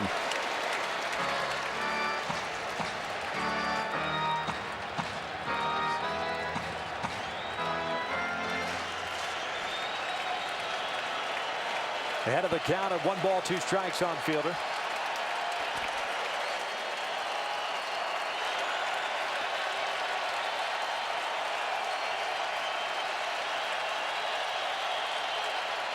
This one pulled down the line. This one's got a chance to be fair, and it is. And one hops the fence. Fielder on his way to second, and he is in there with a double. We talk about getting on top of that pitch, up and in. I mean, some serious tomahawking going on here. Boy, did he get up on top of it and use his hands to get the barrel to the baseball. Known as a real good low ball hitter, he just spanked that high fastball from Owings. So man in scoring position for Milwaukee with 2 outs. Ricky Weeks at the plate. He's 0 for 2. A double play ball in the first, a fly ball to right in the third. Missed a little bit high, and it's 1 ball, no strikes. Milwaukee with 7 hits through 4 2/3.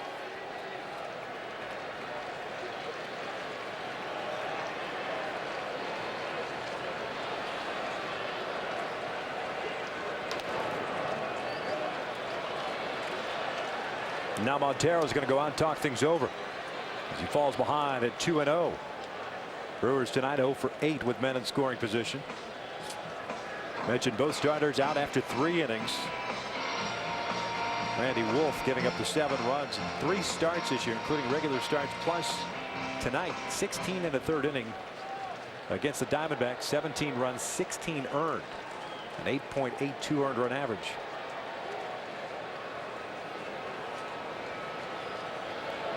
Saunders gave up 3 runs in 3 innings as Weeks is ahead of the count at 3 balls and no strikes. And coming into this season, Randy Wolf had pitched great against the Diamondbacks. He was 7-2 in this ballpark, 10-5 against the Diamondbacks overall now for his career. But before this season, he pretty much owned them.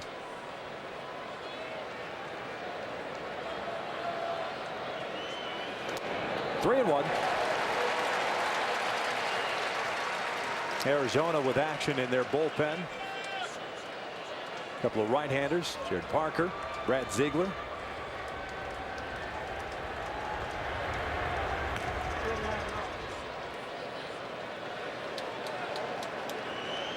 Weeks pops this one up left side of the infield. Roberts calls off Bloomquist. The inning comes to an end. Brewers get a man in scoring position, can't cash him in. They still trail it 7-3.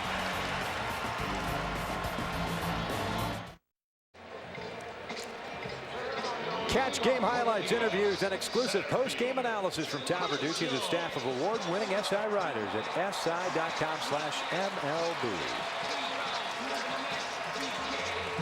Bottom of the 5th. 7-3 Arizona. Bottom third of the order. Young, Parr in the pitcher spot. Looks like Jared Parker still playing catch, loosening in the bullpen. So Mike Owings will not be coming to the plate. At least that's what we believe. Chris Young has a 1-ball, no strike count. He's 1 for 1 today. Solo home run in the first inning. A walk and a run scored in the third. Swing and a miss on that off-speed pitch. 1-1. Micah Owings may be down there trying to lobby for an at-bat, though, and another inning of work. He had his batting gloves, had the helmet.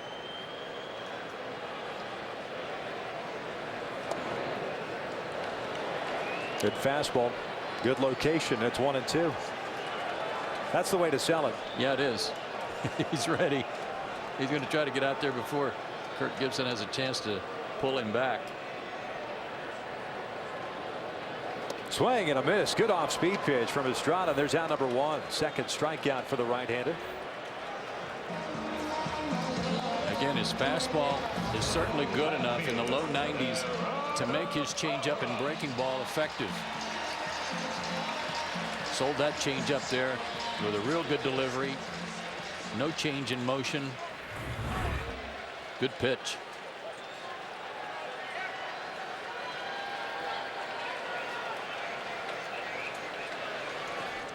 Gerardo Parr at the plate, 0 for 2. 2 ground ball outs to the right side of the infield. He'll look at a strike. Owings has come out to the on-deck circle.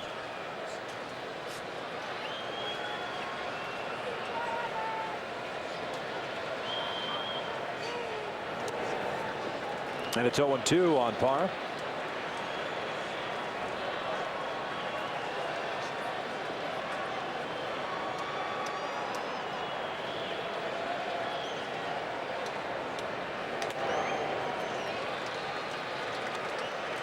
Estrada, 28 years of age. Claimed off waivers prior to last season from the Washington Nationals organization. As Parr goes down swinging, 2 outs. Owings walking up, looking over his left shoulder. And he's going to get to hit. He gets green lighted here with 2 outs and nobody on. He hit a ball in batting practice here yesterday that was unbelievable. That's the framework around the scoreboard. That's about 75 or 80 feet above the playing surface, above the 413 mark. And I don't care if it's batting practice or not.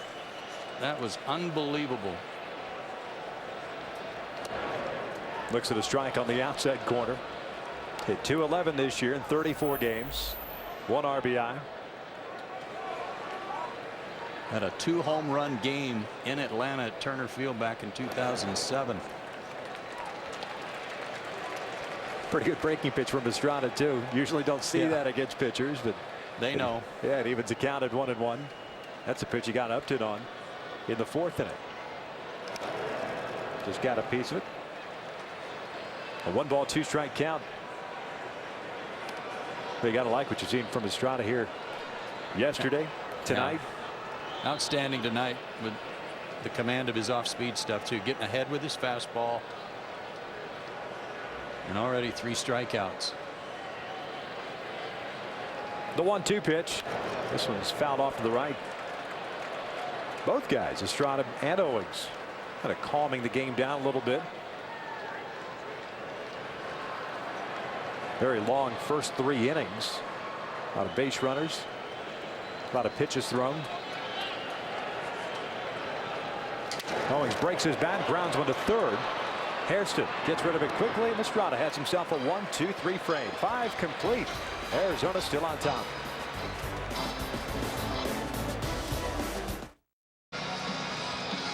Catch all the action of the 2011 Major League Baseball Division Series on TBS. Join the postseason debate at MLBFanCave.com and follow the action on Twitter with the hashtag postseason. Legends are born in October.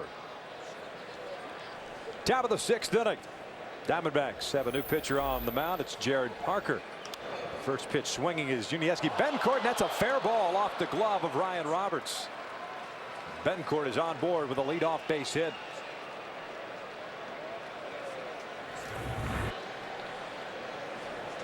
With Roberts playing in, this high chopper tough to handle, and ruled a fair ball right away by Ron Kulpa. This Jared Parker, quite a story. He missed all of last year with Tommy John surgery. Came back early this season from it and pitched great in Double-A.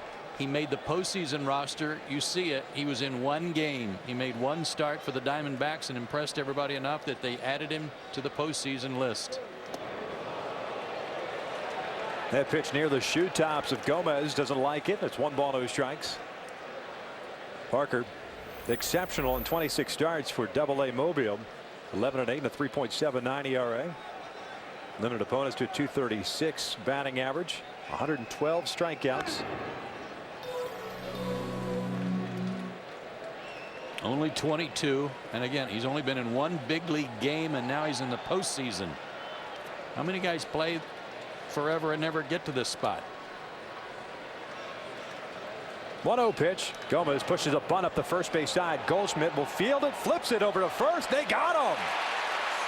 Wow, Gomez with a head-first slide. Aaron Hill alertly getting over there, and they get the first down. But a blind toss by Goldschmidt. Aaron Hill must have been yelling to him that he was there, because watch Goldschmidt. He just turns and flips. Threw it to the bag, led Hill perfectly. What a play by the Diamondbacks first baseman and second baseman. Gomez gets credit for his sacrifice as Bencourt advances to second base. So man in scoring position.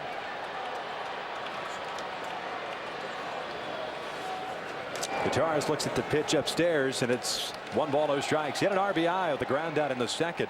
A fly ball to right field in the 4th inning.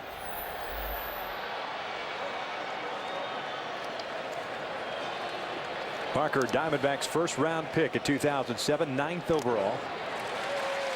Blows that fastball right by him, and it's 1 ball, 1 strike. Another angle on that play at first.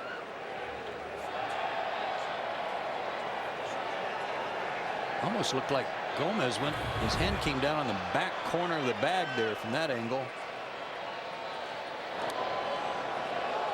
Going with the change up there, and it's 2 balls and a strike. This should give us a definitive look right here. Foot just beat him, but Gomez's hand went kind of over the bag a little bit before he touched it. Didn't look like he hit the front edge. Missed outside. 3 balls and 1 strike. Micah Owings, by the way, went 2 innings. 2 hits allowed. Everything else zeros. And the thing about letting him hit is that it saves a guy on the bench for Kirk Gibson in case he needs somebody later.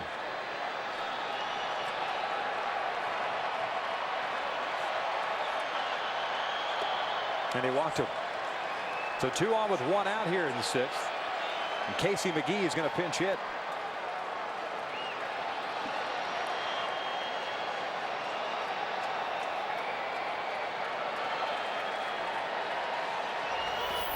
Meeting on the mound. There's a look at the series schedule. Charles Nagy's going to pay a visit as well. Should there be a game 5, it'll be Friday in Milwaukee at Miller Park. Game time to be determined. Phillies and Cardinals would be at Citizens Bank Park for their game 5 on Friday as well.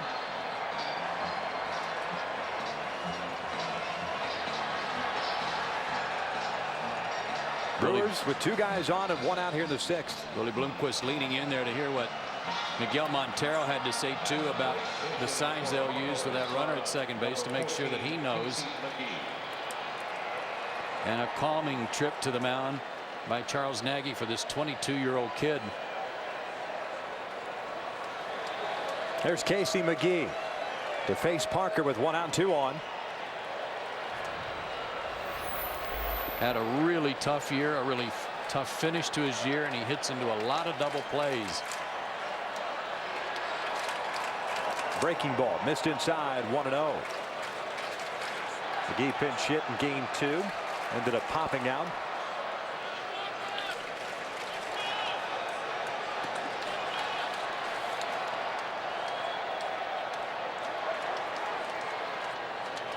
One-0 pitch, fastball off the plate. And Parker falls behind it, 2 balls and no strikes. Great year last year for Casey McGee. Drove in 104 runs, hit 285, but just couldn't find the magic in that bat this year. It was a battle for him all year long. 2-0, line to left field. That gets down for a base hit. Being stopped at third is Betancourt. And the bases are loaded for Milwaukee here. And Corey Hart coming to the plate. Casey McGee had been 0 for 17 with men in scoring position toward the end of the season. Picks up a knock, no RBI, but it sets up the potential for a big inning here in the 6th. There's some magic. Couldn't come at a better time. Kirk Gibson making his way out. That's going to be it for Parker. Goes 1/3 of an inning, and he'll depart with property all over the place. Brewers with the bases loaded. We've got ourselves a pitching change. Arizona leading it 7-3, but Milwaukee looking to cut that deficit. Hi, everybody. Matt Weiner in Atlanta with this Bank of America game break. Could have a game 5 between the Brewers and Diamondbacks. Already have one for the Cards and Phillies, and already have one for the Tigers and the Yankees tomorrow. Miguel Cabrera took advantage of that ballpark in the Bronx. He and the Tigers will be back trying to move on to the ALCS. Our coverage starts at 7:30 Eastern time ahead of game 5, Tigers-Yankees, tomorrow night here on TBS. Corey Hart steps to the plate with the bases loaded, 1 out. Brian Shaw is the new pitcher on for Arizona. 33 games in the regular season, a 1-0 record and a 2.54 ERA. He comes on with Betancourt standing at third. Tatar is over at second base, and McGee standing at first. Corey Hart 1 for 3, had a base hit and a run scored in the 3rd inning. Breaking pitch outside, 1 ball, no strikes. Shaw's already been in a couple of games, so he got his feet wet in Milwaukee, but boy, a tough spot here. Bases loaded, 1 out. Hard thrower, has a good slider and good command. 1-0 pitch, just off the plate, 2 balls and no strikes. That was a good pitch.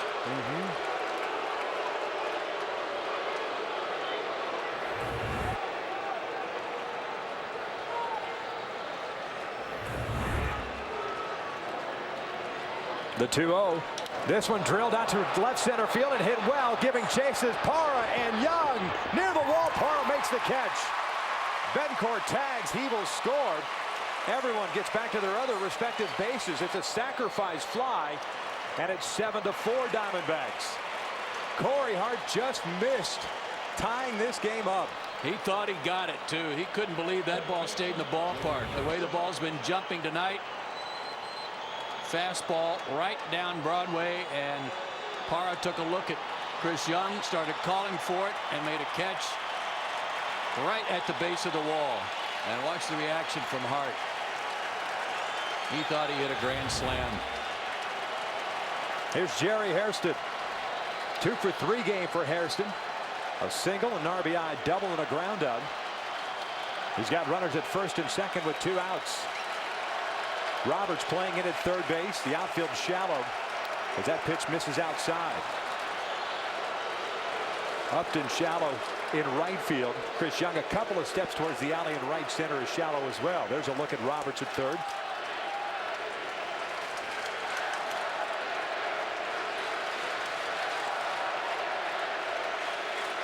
The 1-0. Fastball right down the middle.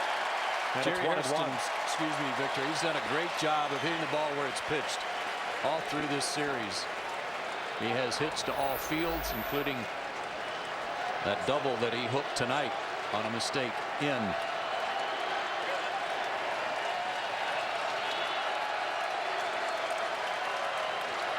The 1-1.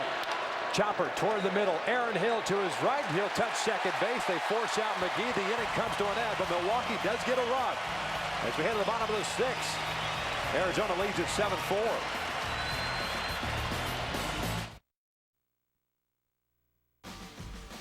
The League Division Series on TBS is brought to you by Chevrolet, proud to support youth baseball in cities and towns across the country, and by Progressive, making it easy to buy car insurance.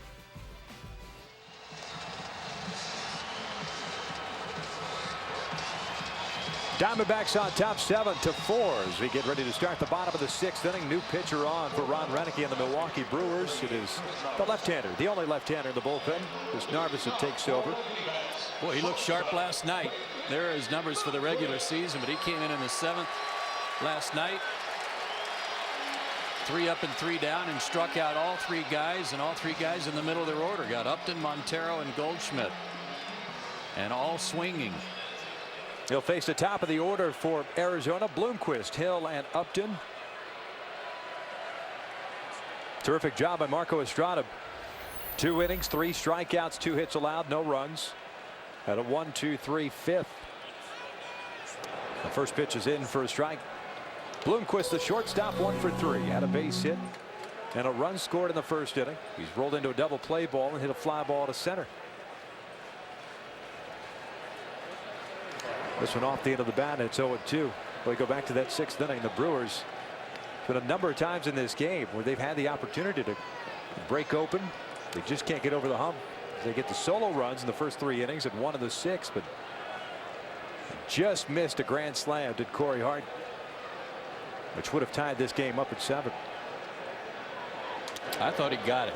You know, the ball's been carrying tonight. It certainly jumped when it was hit that way by Chris Young earlier tonight.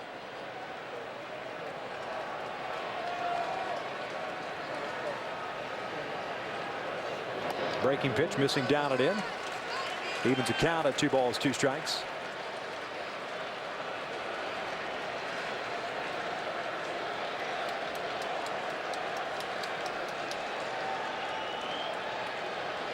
Bloomquist lifts this one in the air to right. Hart comes in and puts it away for the first out. Let's go back to Matt Weiner in Atlanta. All right, Victor, time for a Bank of America game break. We've already got 1 Game 5 planned for you on Friday night, perhaps 2, depending if the Diamondbacks can hang on. Tonight it was David Freese, the Cardinals' 3rd baseman, with the big blow of the game as St. Louis forced a Game 5 with the Phillies. Friday night, time to be determined here on TBS. Thanks a lot, Matt. First pitch swinging, Aaron Hill lifts one down the right field line. Long run for Corey Hart. Still coming over. Slides, can't get it. Nice effort by the big right fielder. That game in St. Louis, there was also a terrific defensive play by Albert Pujols in that game.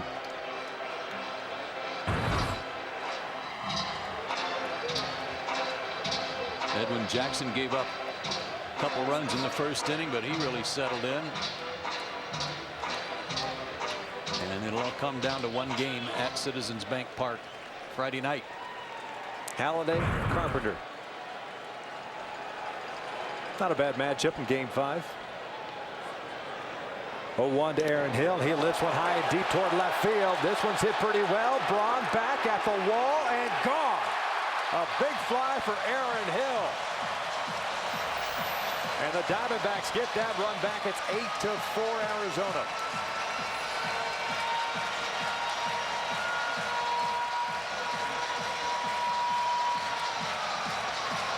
He just missed hitting one out of here leading off the 4th. He's a high fastball hitter. Got that one down in the zone a little bit. And remember how close Corey Hart came to catching that foul down the right field line? Well, he got a second chance and hit it in the bullpen. A 2-for-4 game for Hill as Upton steps to the plate.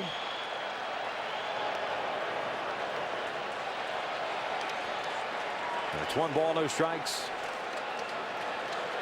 3rd home run hit by Arizona in this game. They hit 172 on the year.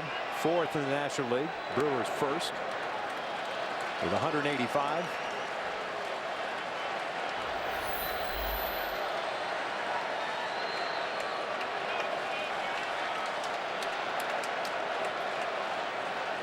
Upton, big swing and a pop-up.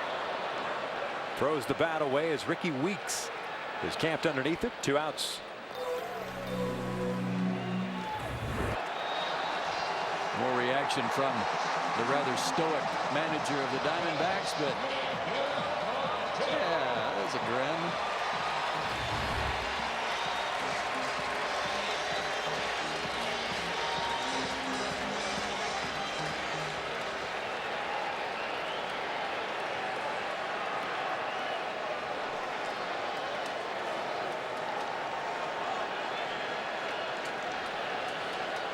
Miguel Montero at the plate with 2 outs and nobody on. Takes outside. 2 for 3 game for Montero. A single and a double. Has also scored a run.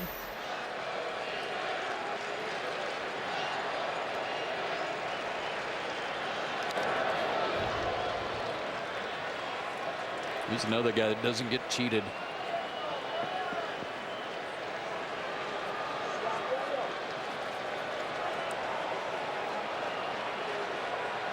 Up by 4 runs, even though he's hitting under 200 against left-handers with the lead. He's up there trying to come out of his shoes.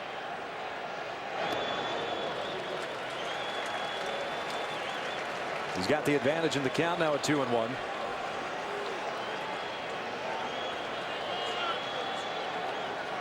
In the 7th, Milwaukee will have Braun, Fielder, and Weeks. The heart of their orders. Montero checks his swing, rolls one up the 3rd base line. Hairston picks it up. It's a foul ball. Brushing it aside. Home plate umpire Bruce Dreckman making the call. It is his call until that ball gets to 3rd base to the bag. It's the home plate umpire's call. This ball looked like it was fair for just a second. Right there. It was inside the line, on the line. And some good hustle by Hairston, because with the spin on the baseball the way it was, it looked like it might come back. And not an easy play considering where he is playing Montero. Off the line. And toward the hole at shortstop. Here's the 2-2. Breaking pitch got him looking. That will end the inning. But Arizona gets a run on the Aaron Hill home run through 6. Diamondbacks on top 8-4.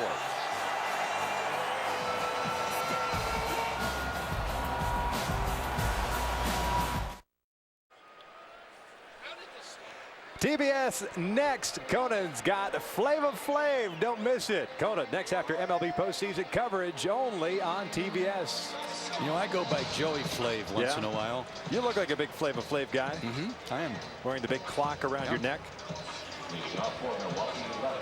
I'm a Conan guy too. If I just had the hair, that's how I'd wear my hair, just like Conan's. It is some pretty good moss. Oh, it is. Arizona up by the score of 8-4. Heart of the order due up for Milwaukee here in the 7th. Braun, Fielder, and Weeks. Shaw back out on the mound. He took over in the 6th inning with 1 out. Runners on board. Allowed the sac fly to Harden.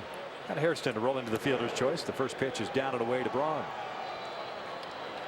Ryan doubled home a run in the 1st inning. He walked in the 3rd, hit a fly ball to center in the 5th. 1 for 2 game. Brewers are working so hard tonight offensively to just kind of peck away and get 1 run at a time, while the Diamondbacks are hitting the 3 home runs. And it's frustrating for the Brewers because they're getting all those guys on base. The good thing is there's 9 outs to go, and with Braun leading it off here, it almost guarantees that he and Fielder will hit again before this game's over.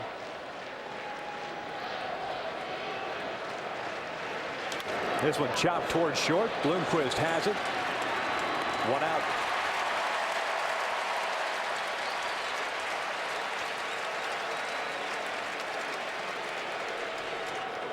baseman, Prince Fielder.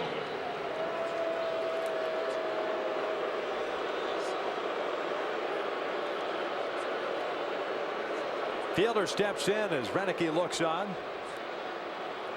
He doubled in the 5th inning. Came with 2 outs. He was stranded at second base.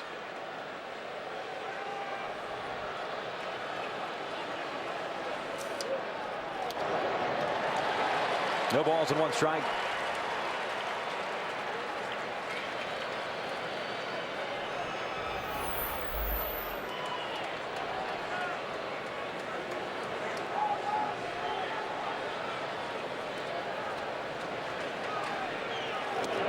Just off the plate, 1 ball, 1 strike.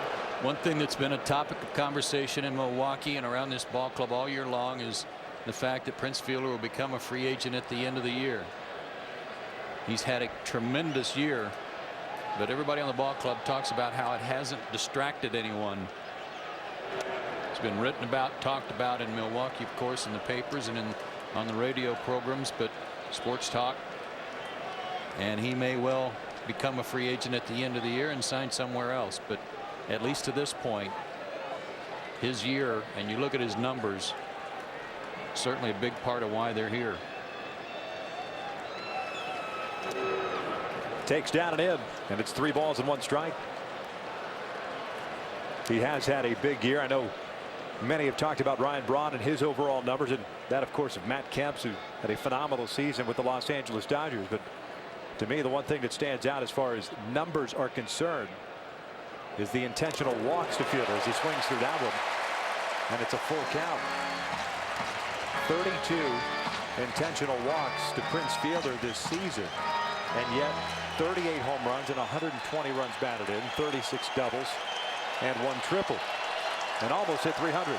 Think about 120 RBIs after Ryan Braun's driven in a bunch of them right in front of you. 3-2, pops this one up left side. Ryan Roberts on the dirt, makes the catch, 2 outs. Interesting difference in these 2 ball clubs in elimination games. For the Arizona Diamondbacks, they're 4-0 at home in games involving elimination, while on the road the Brewers are 0-4 coming into this game tonight.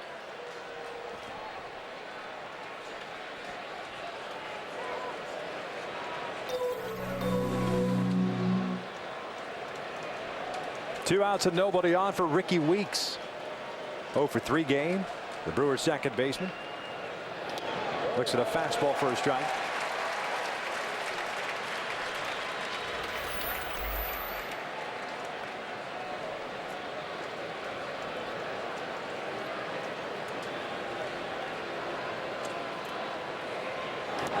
Good breaking ball, and it is 0-2. Boy, he's sharp.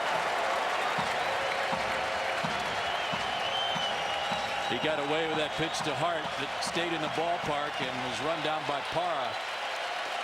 They made a good pitch to Hairston, too, to get out of the inning. Here's the 0-2. Chopper to second. Aaron Hill has it on 2 hops.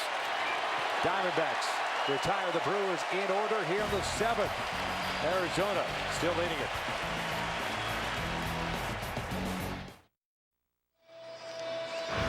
The big hit brought to you by Avocados from Mexico.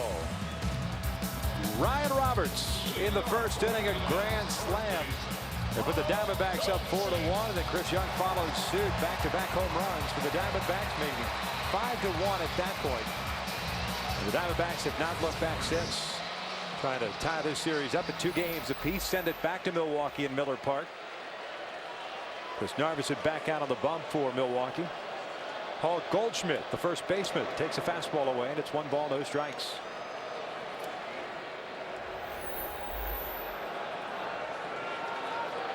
Two for 3 game for Goldschmidt. Couple of singles, a stolen base, and a run scored. That's down low. 2 balls and no strikes. Second inning of relief for Narveson to cover for Marco Estrada, who went 2 innings. And Randy Wolf, the starter, who lasted just 3, giving up 7 runs on 8 hits and 2 home runs allowed. 3 balls and no strikes. Narveson gave up the home run to Aaron Hill, a solo shot in the 6th.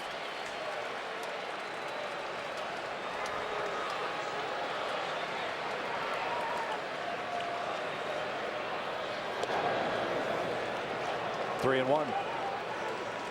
When you hear about a big young slugger that's coming up through the minor leagues, you always put two things together with the home runs, and that's with the home runs come a lot of strikeouts, and that's been the case with Goldschmidt.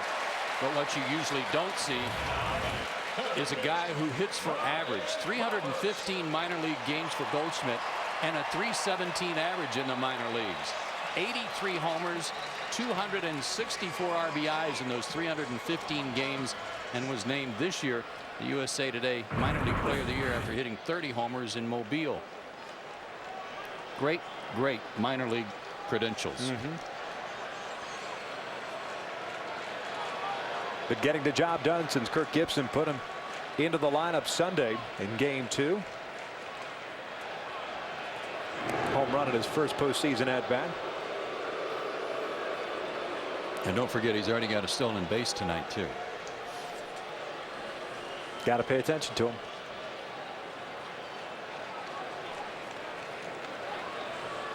Roberts at the plate, 1 for 3 with that grand slam in the first.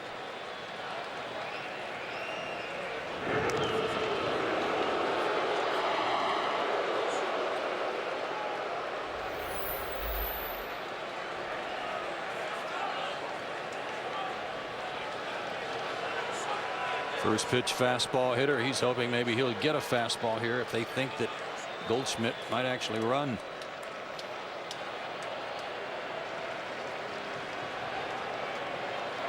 Swing and a miss on the off speed pitch. Goldschmidt was also heading back to first base as Narveson kicked his leg up.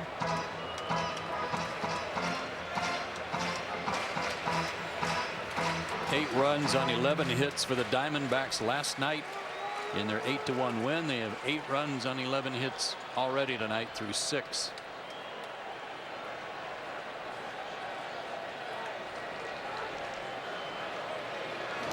Missed inside. 1 ball, 1 strike. Really, for Milwaukee, as good as they've been this year, led by that rotation. Very solid bullpen. Hasn't worked out for Sean Markham or Randy Wolf in the last 2 games. Markham lasting 4 2/3, giving up 7 runs. Wolf 7 runs in his 3 innings tonight.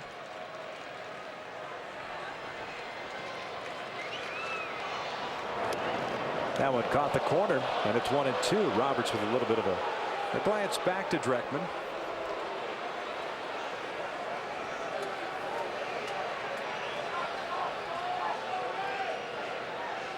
I know there have been some calls, some borderline calls that have drawn some looks tonight, but I think Bruce Dreckman's done a good job behind the dish.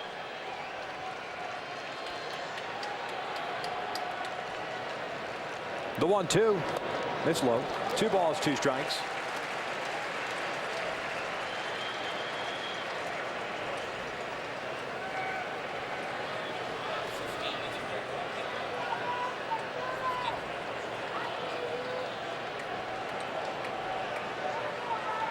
Brewers with action in their bullpen. It's the tall sinker baller Cameron Lowe loosening. 2-2. Swing and a miss. Good off speed pitch from Narveson, and doing it on a slide step too for out number 1. A very deceptive pitch there on the slide step. Made it look like it was going to be a fastball. Let's go back to Atlanta. Matt Weiner. All right, Victor, time for a game break presented by Bank of America. Tomorrow night here on TBS, the Yankees will try to reach the ALCS for the 10th time in 17 seasons. They broke out with 13 hits against the Tigers in Game 4. Our coverage starts at 7:30 Eastern Time. Then Game 5, Tigers and Yankees, right here. So 1 out, 1 on here in the 7th for Arizona. Chris Young, the batter.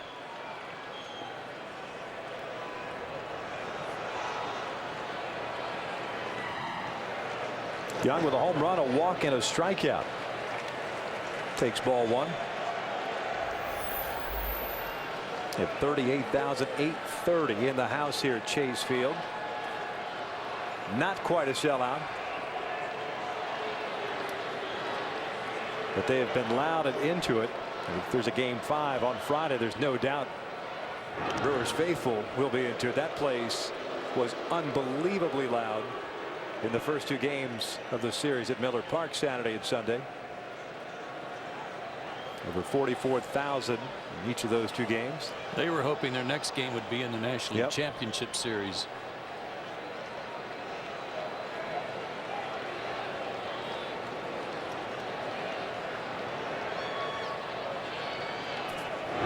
Chris Young at the plate, another 20-20 season for him. 20+ homers, 20+ stolen bases. And while he hasn't played in every game the last 2 years, he's played in exactly 156 games each of the last 2 years out of 162.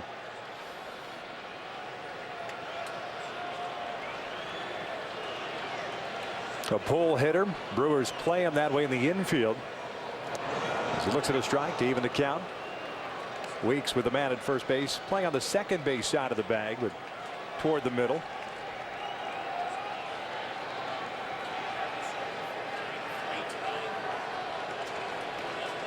It's a little slow coming out of the box on that, but probably more angry with himself because that pitch was right there. 2-1.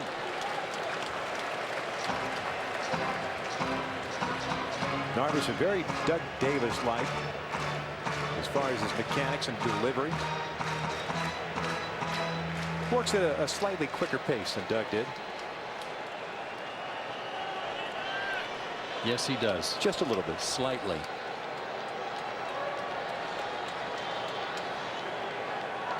The 2-1 to Young. He hits one high and deep to left field. This is another home run. Gone. Chris Young with his second big fly of the night. And the Diamondbacks open it up.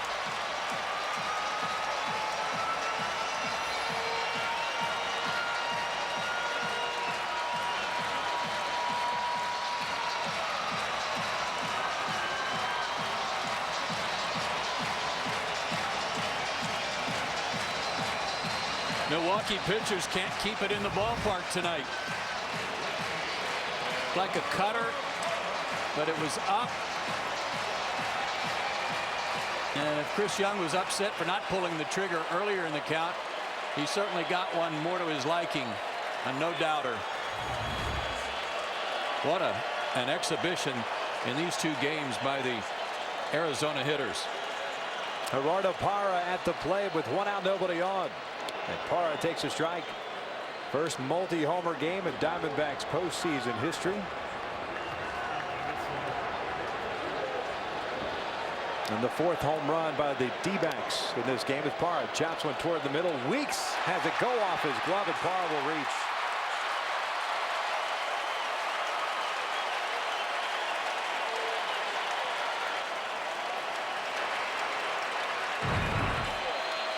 Weeks gets charged with an error, and we take a look at the offense here in the division series. Yeah, there's just no comparison of the two games in Milwaukee compared to these games where they've come home, gotten comfortable.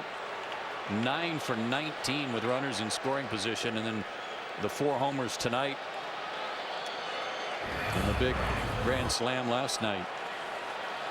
John McDonald's going to pinch hit here in the pitcher's spot. With one out and one on. Weeks does get charged with an error. He had 15 errors on the year.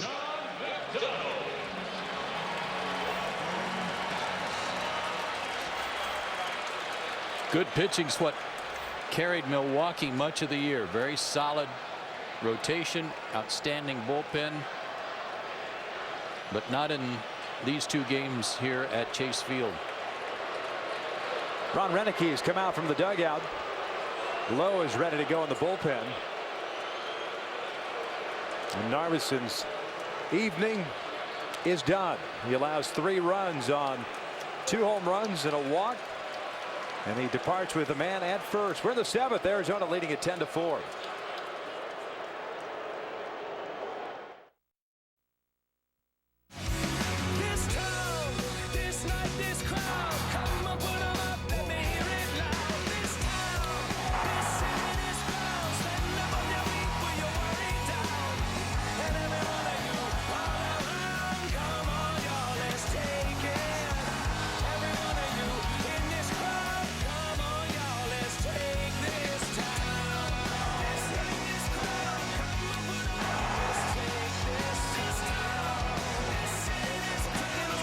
The long ball has been prevalent for the Arizona Diamondbacks. 4 home runs in this ball game. They lead at 10-4. There's big Cameron Lowe comes on with 1 out and a man at first base. It's Gerardo Parra at first. John McDonald is the pinch hitter. Lowe pitched in last night's game as well. Heavy sinking fastball delivers a strike. And that run he allowed last night was an unearned run. Great big guy, 6'8".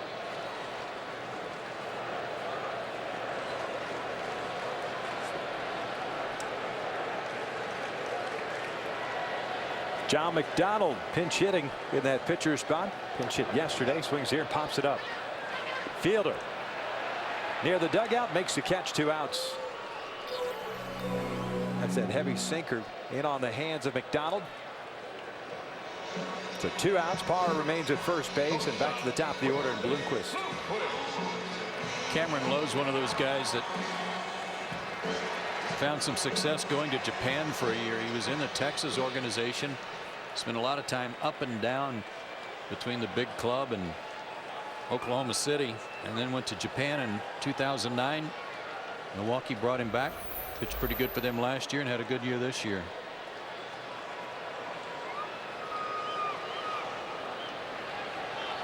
Breaking pitch is in for a strike. Bloomquist 1 for 4. Had a base hit and a run scored in the first inning. Milwaukee with 4 runs, 9 hits, 1 error, and 7 left on. Arizona 10 runs, 12 hits, no errors, 5 men left on base. And it's no balls and 2 strikes. Lowe, the third reliever used by Renicky. The same 3 guys in different order that he used at last night's game.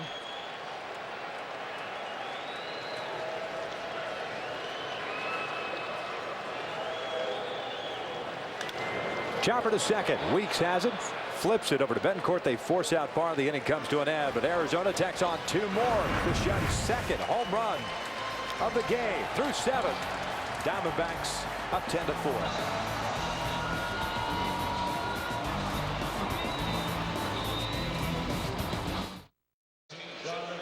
Tomorrow on TBS, MLB On Deck presented by Chrysler kicks things off at 7:30. Then it's the American League Division Series Game 5. Tigers at the Yankees. It's Pfister going up against Nova at 8 p.m. Eastern Time. And then Inside MLB presented by Captain Morgan following the game as David Hernandez takes the mound for Kirk Gibson and the Diamondbacks. He'll face Betancourt, Gomez, and the catcher, Gutierrez. Hernandez takes over for Shaw, who went an inning in 2/3, all zeros. As Betancourt takes outside, it's 1 ball, no strikes. And that's what Hernandez has fired in his 2 outings so far.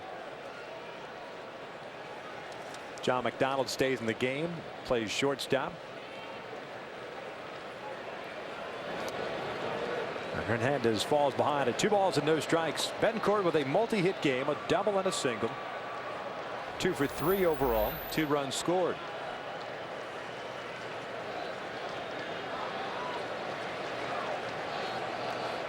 Hairston and Betancourt, the only 2 in this lineup with multi-hits, and make that a 3-hit game. It's a leadoff base hit.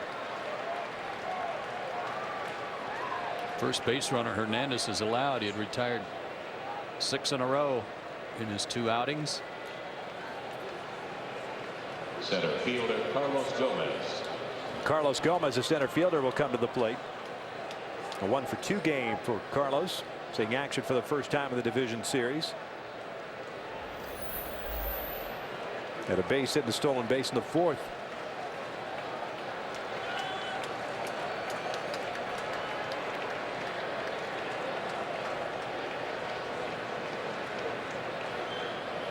Fastball is in for a strike. The bullpen for the Diamondbacks coming through so far. 2 innings by Micah Owings. Jared Parker just a 1/3 of an inning, gave up a run, allowing 2 hits. Then Shaw with his 1 2/3.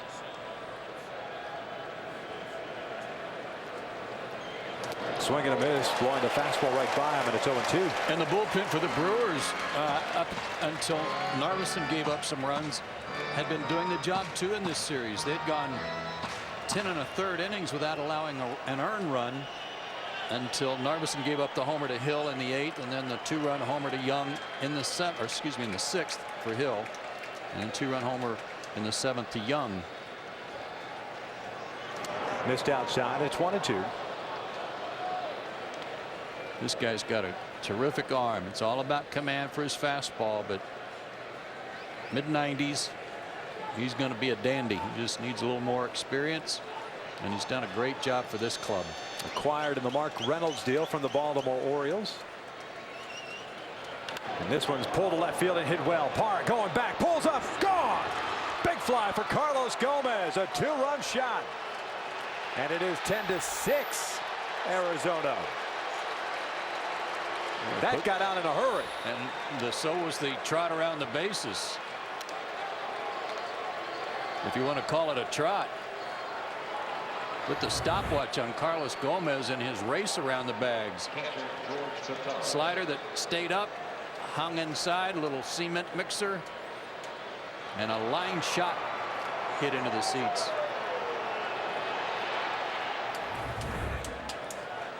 So back-to-back hits allowed by Hernandez to start this 8th inning.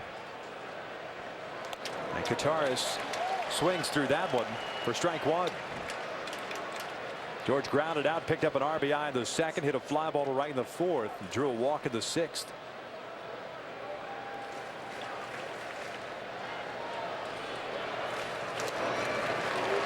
Oh, 2. Mark Kotze's come out to the on-deck circle.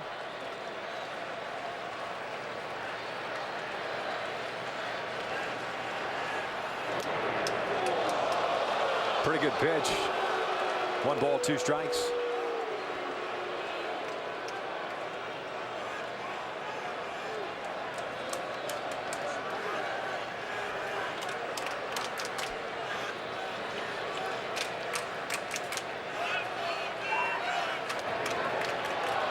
Off the plate, 2-2 now.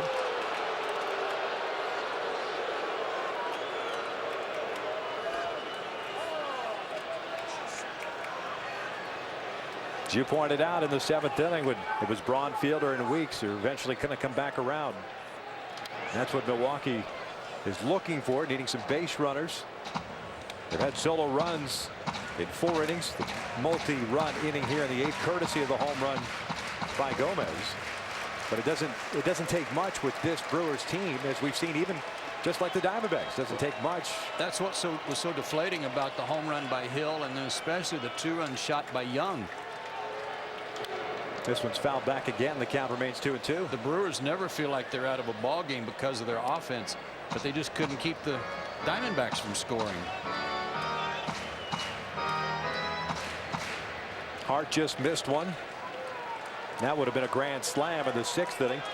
Braun missed one in the 5th inning. The one he hit that to center field. Breaking pitch, that is hooked foul down the right field line. Hit well, but out of play. They've scored 10 runs, and 8 have come from home runs tonight.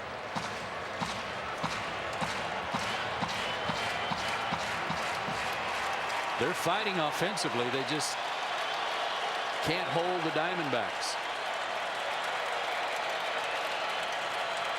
Another 2-2. Breaking pitch, got him looking. There's out number 1. And Kataris knew it.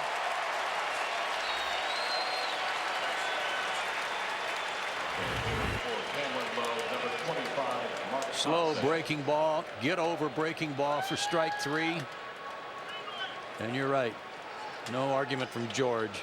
Wasn't looking for that. Kotze's been up a couple of times in this series already and swung at the first pitch each time. Takes down low. Played 104 games for Milwaukee this year. Hit .270, 3 home runs and 31 runs batted in. 12 for 41 as a pinch hitter. 0 for 2 in this series.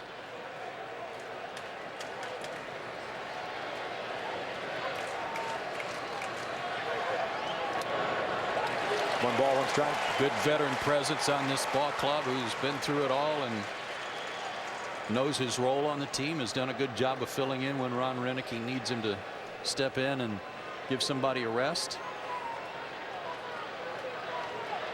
personality-wise, a good fit in that clubhouse. He's a good fit in any clubhouse, but he's really enjoying being with these guys.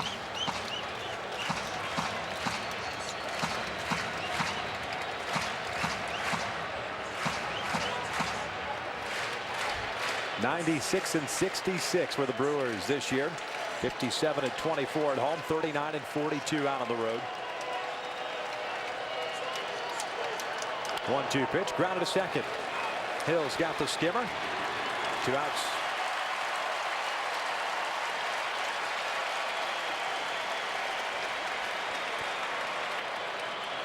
So back to the top of the order now, as Corey Hart steps to the plate.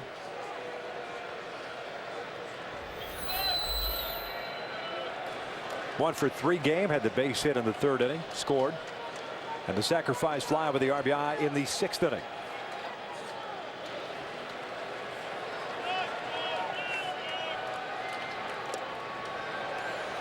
One ball, no strikes. Let's go back to that 6th inning.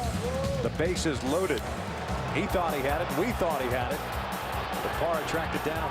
7-3 game at that point. This one pulled foul up the 3rd base side. And the count is even at 1 ball, 1 strike.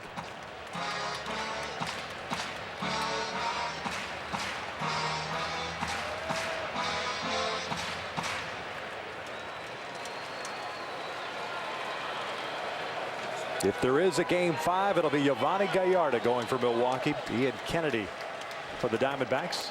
That pitch caught the inside corner. Kind of a backup slider. 1-2. It was kind of the pitch that Gomez hit out. Looked like a backup slider, and this one taken for a strike.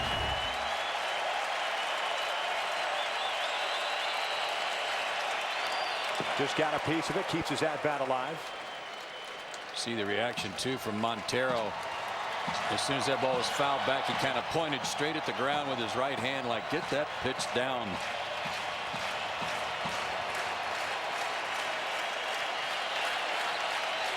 He's motioning again with his glove. The 1-2 missed inside. 2 balls, 2 strikes.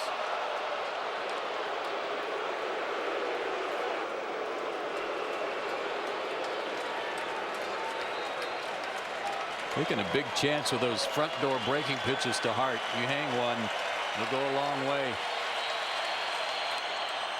There's another one.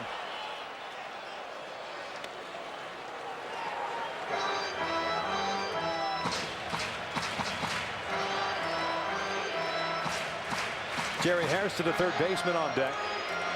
Milwaukee with 2 runs here in the 8th inning, courtesy of a 2-run home run by Carlos Gomez. A 4-run ball game. And he got him swinging with a breaking pitch. That will end the inning. We head to the bottom of the 8th inning. Arizona leading it 10-6.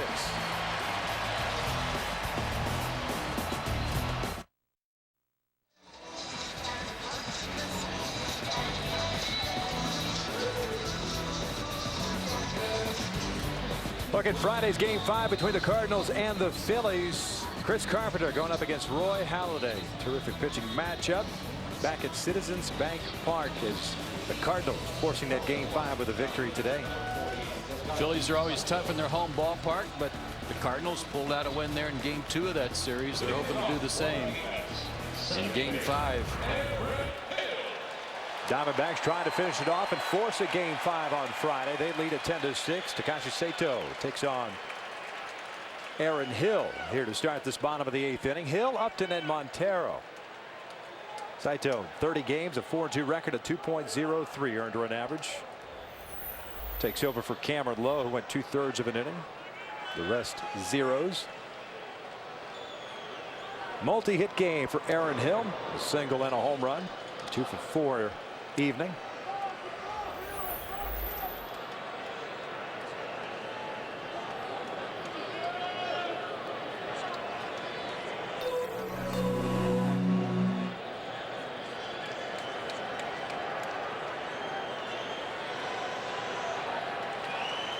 No problem with the signs here between Saito and Kataris. The 0-1 pitch inside, 1 ball, 1 strike.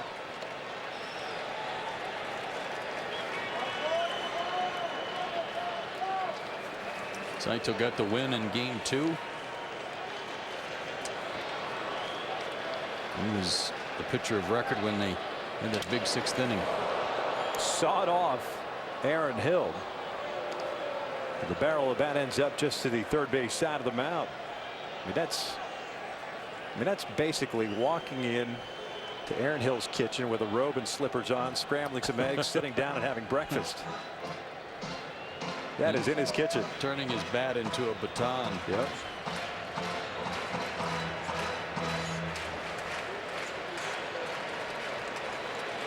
Hard sinker from Saito and a slider.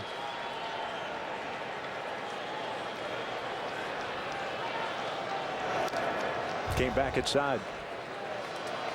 Has battled some hamstring injuries the last couple of years. Last year with Atlanta and this year with Milwaukee, that have placed him on the disabled list for some lengthy periods.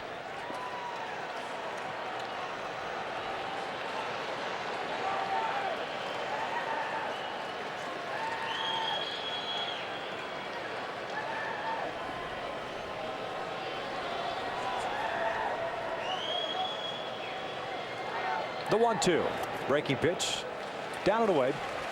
2 balls, 2 strikes.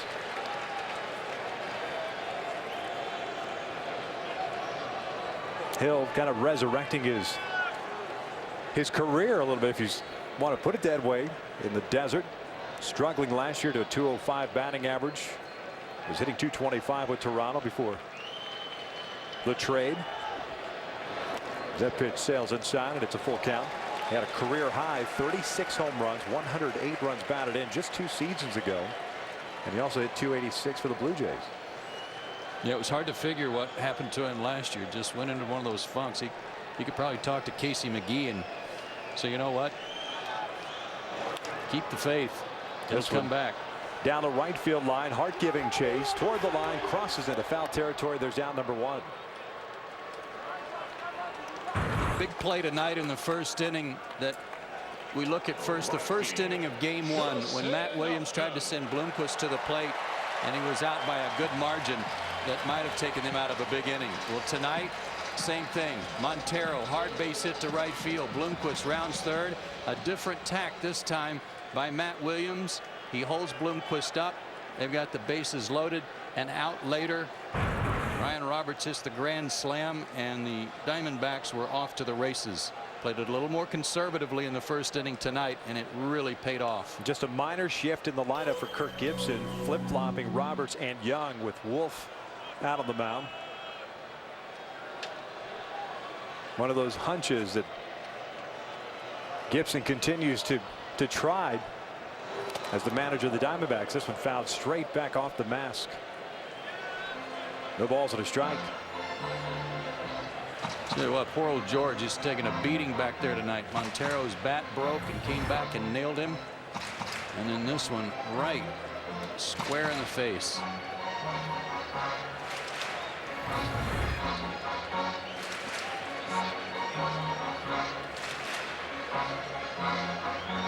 Appears to be all right. It's an 0-1 count on Upton. Another one of those hunches that Gibson decided to play today. How about the third inning? 2 out. Pinch hitting for his pitcher, Joe Saunders.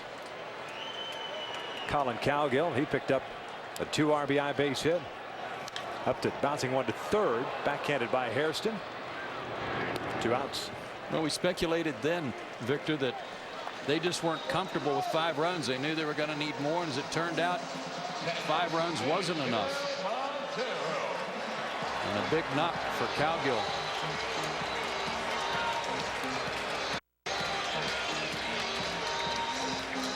So here's Montero with 2 outs and nobody on. And looking ahead to the Brewers' 9th inning. J.J. Putz is loosening for the Diamondbacks in their bullpen. Milwaukee will have 2, 3, and 4 up. Hairston, Braun, and Fielder is the big Michigan native. 1 ball, no strikes on the Diamondbacks catcher. And today, a multi-hit effort as well. A single and a double, 2 for 4.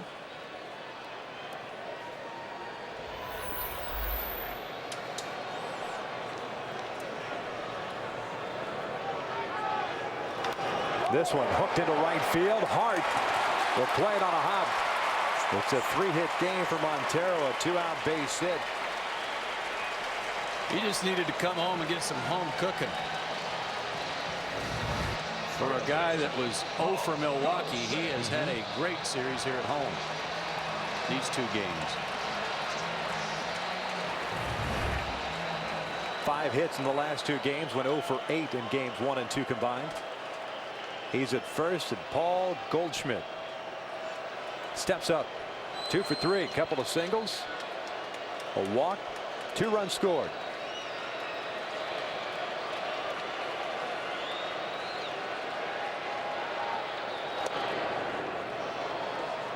Oh, 1 count. He's one of those guys, Victor, that for me anyway, if you're a fan and you get up to go to the concession stand and you go, oh wait, the big guy's hitting, hang on a second, you just never know when he might hit one off the scoreboard.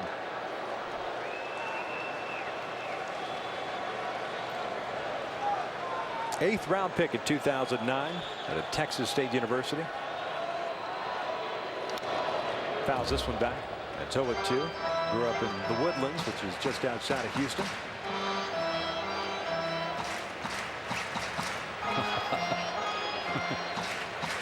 Knew that wouldn't take long. No.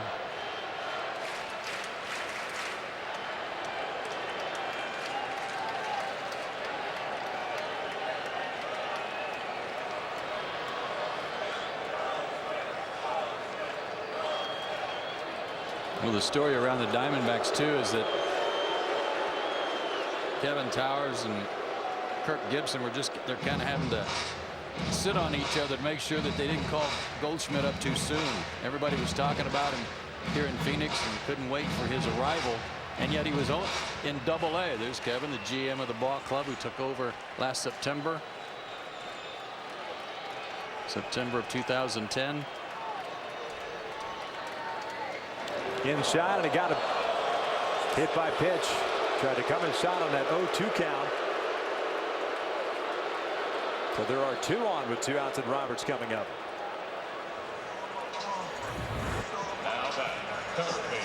Got the back arm. Fastball, 2-seamer running in on him. And as they've learned again tonight, the way he can hit the ball to right field, they've got to try to keep the ball in on him. Yep.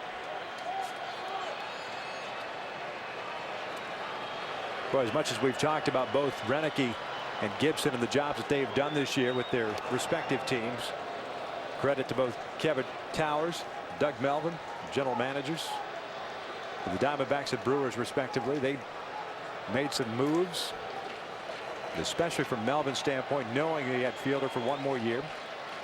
Looking at free agency as Robert swings and misses there at 0-2, pulling off 2 big trades. Sean Markham and Zach Greinke. That let everybody on the ball club know that he was serious about it, and they needed to be serious about it.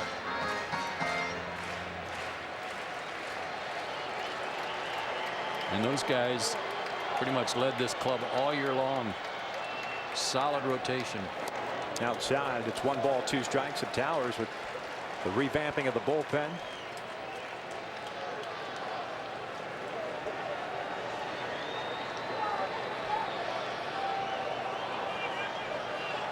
And as calm and cool as they may look, and I'm talking about Towers and Kirk Gibson, a little nervous energy when you talk to them.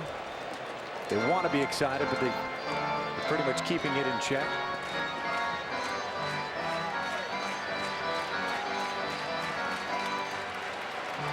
They made that deal with Toronto at a time after they lost Stephen Drew, talking about the Diamondbacks when Drew broke his ankle. That was no small deal in terms of what it's meant to this ball club. Trading Kelly Johnson for Aaron Hill and John McDonald gave them some depth up the middle. 1-2 to Roberts. Lays off the breaking pitch. 2 balls, 2 strikes.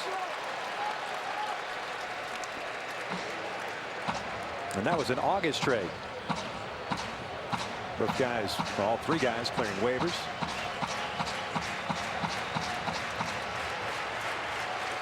And all 3 in the postseason. pretty simple math when you look at that and see how good they were and how close this battle is. 2-2 foul back. Boy, Roberts had a hack. The pitch hanging up a little bit. And what we're seeing in their respective home ballparks, with the Brewers going 57 and 24 at home, and the Diamondbacks 51 and 30, taking care of business in their own ballpark, with the possibility of one more game in this postseason series right here. Roberts pops it up. Betancourt, the shortstop, backpedaling out to the outfield grass, makes the catch. The inning comes to an end. We head to the ninth.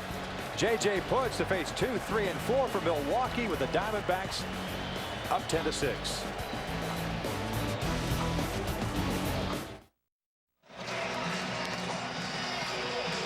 Top of the ninth. Arizona leading at 10-6. Game 4 of this division series. Game 5, if it occurs on Friday, be it Kennedy going for the Diamondbacks. Giovanni Gallardo, who was unbelievably good in Game 1, going for Milwaukee. And remember, in that ball game, that was a tight one. It was 2-0 Milwaukee going to the bottom of the 7th when they decided to pitch to Fielder, and that made it a 4-0 game. Roberts hits a home run off Gallardo in the 8th, which certainly would have been a factor had they not pitched to Fielder, had the Diamondbacks not pitched to him. But a very tight game throughout.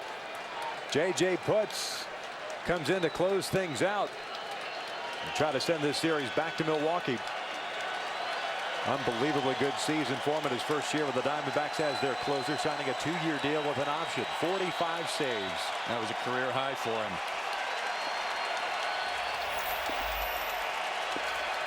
Jerry Hairston, the third baseman, leads things off. First pitch fastball is in for a strike. He pitched last night, too, in an 8-1 game. Certainly wasn't a save situation, but actually it was. It's a season-saving situation. Last night and tonight, just to extend this postseason playoff. 0-1 pitch outside. 1 ball, 1 strike. Hairston, a 2-for-4 game with a single and a double, an RBI, and a run scored.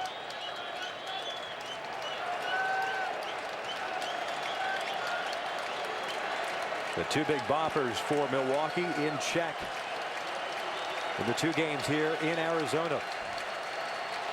Outside, 2 balls and a strike. Braun and Fielder combining in the first 2 games at Miller Park to go 9 for 16. Last night and tonight, just 3 for 12. I always consider it an advantage for hitters when they've seen the guy the night before, even in a non-safe situation. Hairston batting down in the order last night, made the last out of the game, but both Braun and Fielder and Weeks, all those guys saw him last night. And Putz falls behind at 3 balls and a strike.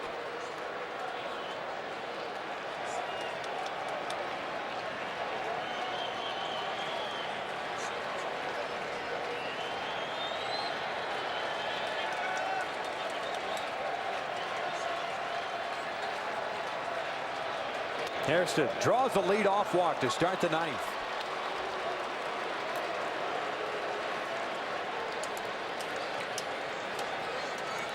Certainly with these guys coming up behind Hairston, that was the last thing on his mind, was to put Hairston on. You got 4 runs to work with, but that can evaporate in a hurry with this part of their lineup. Yeah, as we talked about, the Milwaukee Brewers have had opportunities throughout this game. That's a 6th time in this game the Brewers have had their leadoff man on.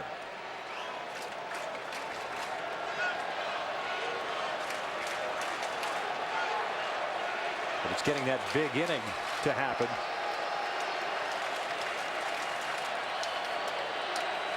As Braun swings and misses for strike 1. The big inning certainly has eluded the Brewers in this game so far.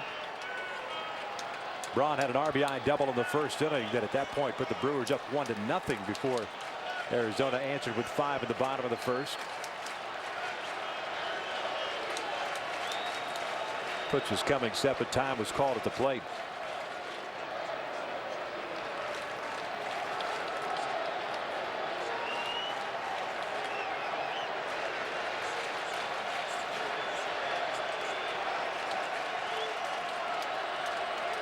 0-1 pitch. Braun lifts one out towards center field, chasing Young back. He's got a beat on it.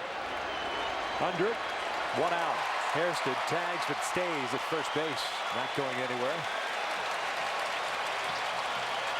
There have been a couple of long flies hit by Braun tonight that perhaps in Milwaukee had a chance to get out of here. But again, not in this cavernous center field area in this park. 407 the straightaway center field. 413 to either side of straightaway center field toward the big power alleys.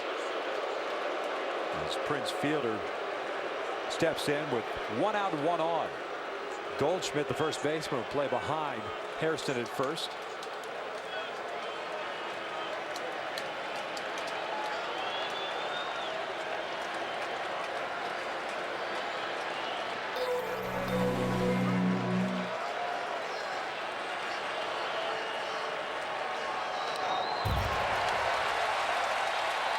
A 0-1 count. And the big boppers are up there swinging.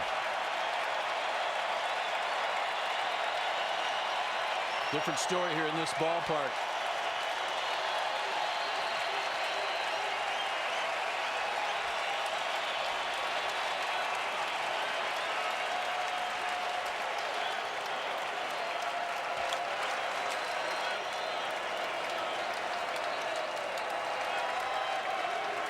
Hairston takes off. That pitch is fouled back.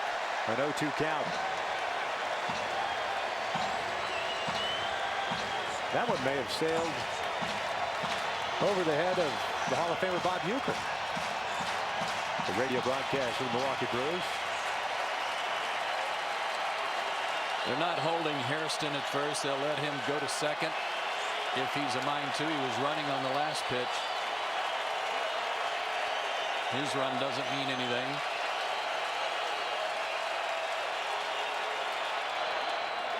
Hairston takes off. Might remember Fielder's double that he hit his last time up, or excuse me, back in the 5th inning, was that high fastball that kind of tomahawked, and he had a similar swing 2 pitches ago at that when he fouled back. Amazing to me that prior to last night, neither Braun nor Fielder had ever faced J.J. Putz before. Only the second at bat against him in their career tonight.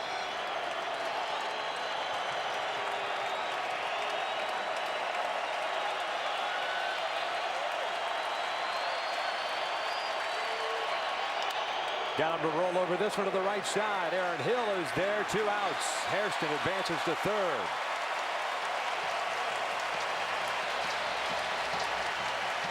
Stay tuned for Inside MLB, presented by Captain Morgan, Matt Weiner, Cal Ripken, Dennis Eckersley, David Wells will bring you highlights and analysis from today's games.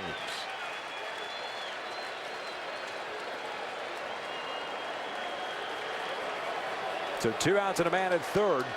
Diamondbacks 1 out away from sending it back to Milwaukee for Game 5. Kirk Gibson said before the 2 games here in Arizona, he said 13 times this year we've had a winning streak of 3 games or more. Well, they're 1 out away from getting a chance to do it again. First pitch to Weeks. Fastball right down the pipe for strike 1. Weeks 0 for 4 today.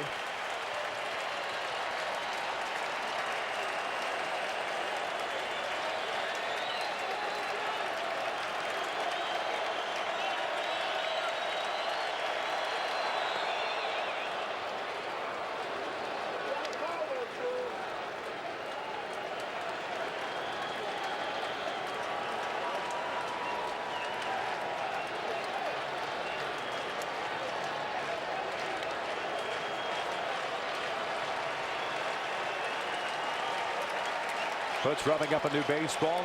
A 1-ball, 1-strike count here on Weeks with 2 outs.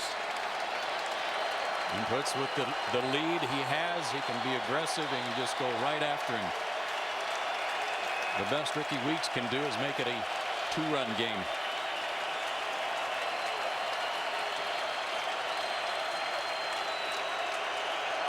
One popped up. First base side. Goldschmidt near the railing. Makes the catch, and we're headed to Milwaukee. The Diamondbacks have tied this series up at 2 games apiece, taking game 4 by the final of 10-6. They did exactly what they needed to do. And Kirk Gibson talked about it when they came back to town about opportunity. And that they were not going to change the way they played. They scored early runs, and tonight the grand slam by Roberts certainly got this game turned around in a hurry. It certainly did. Ryan Roberts got it started early in that first inning. Roberts and Young. It was Roberts, however, with 2 outs, picking up the grand slam to give the Diamondbacks a 4-1 lead. Young followed suit with a home run to make it 5-1. The Diamondbacks led the entire way. Micah Owings picks up the win in relief. Both starters only lasting 3 innings. Wolf taking the loss after allowing 7 runs on 8 hits and 2 home runs. Diamondbacks 4 home runs in this game. In the offense, they're looking for some momentum.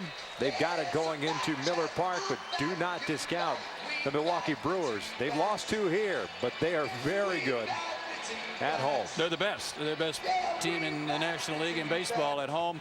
The thing that helps Arizona going back, though, is some experience, Victor. They didn't have too many guys that had been through this before in those first 2 games in Milwaukee. They've got some confidence now going back to Miller Park that they didn't have going in. 2 guys that had big games for the Diamondbacks. Ryan Roberts, Chris Young are down on the field with our own Sam Ryan. That's right, Victor. Ryan and Chris both part of the 5-run first inning. Ryan, the big blow, the grand slam there. What'd you see on that pitch? Just cut her in. You know, in that situation, I just wanted to get on base, not try to do anything too much. You know, just see a pitch and I could drive and put a good swing on it. A week after having your first career grand slam, you follow up with your second. Chris, you followed him up with a solo home run. You had 2 home runs in the game. How important was it to get those early runs in the first inning and set the tone in this one?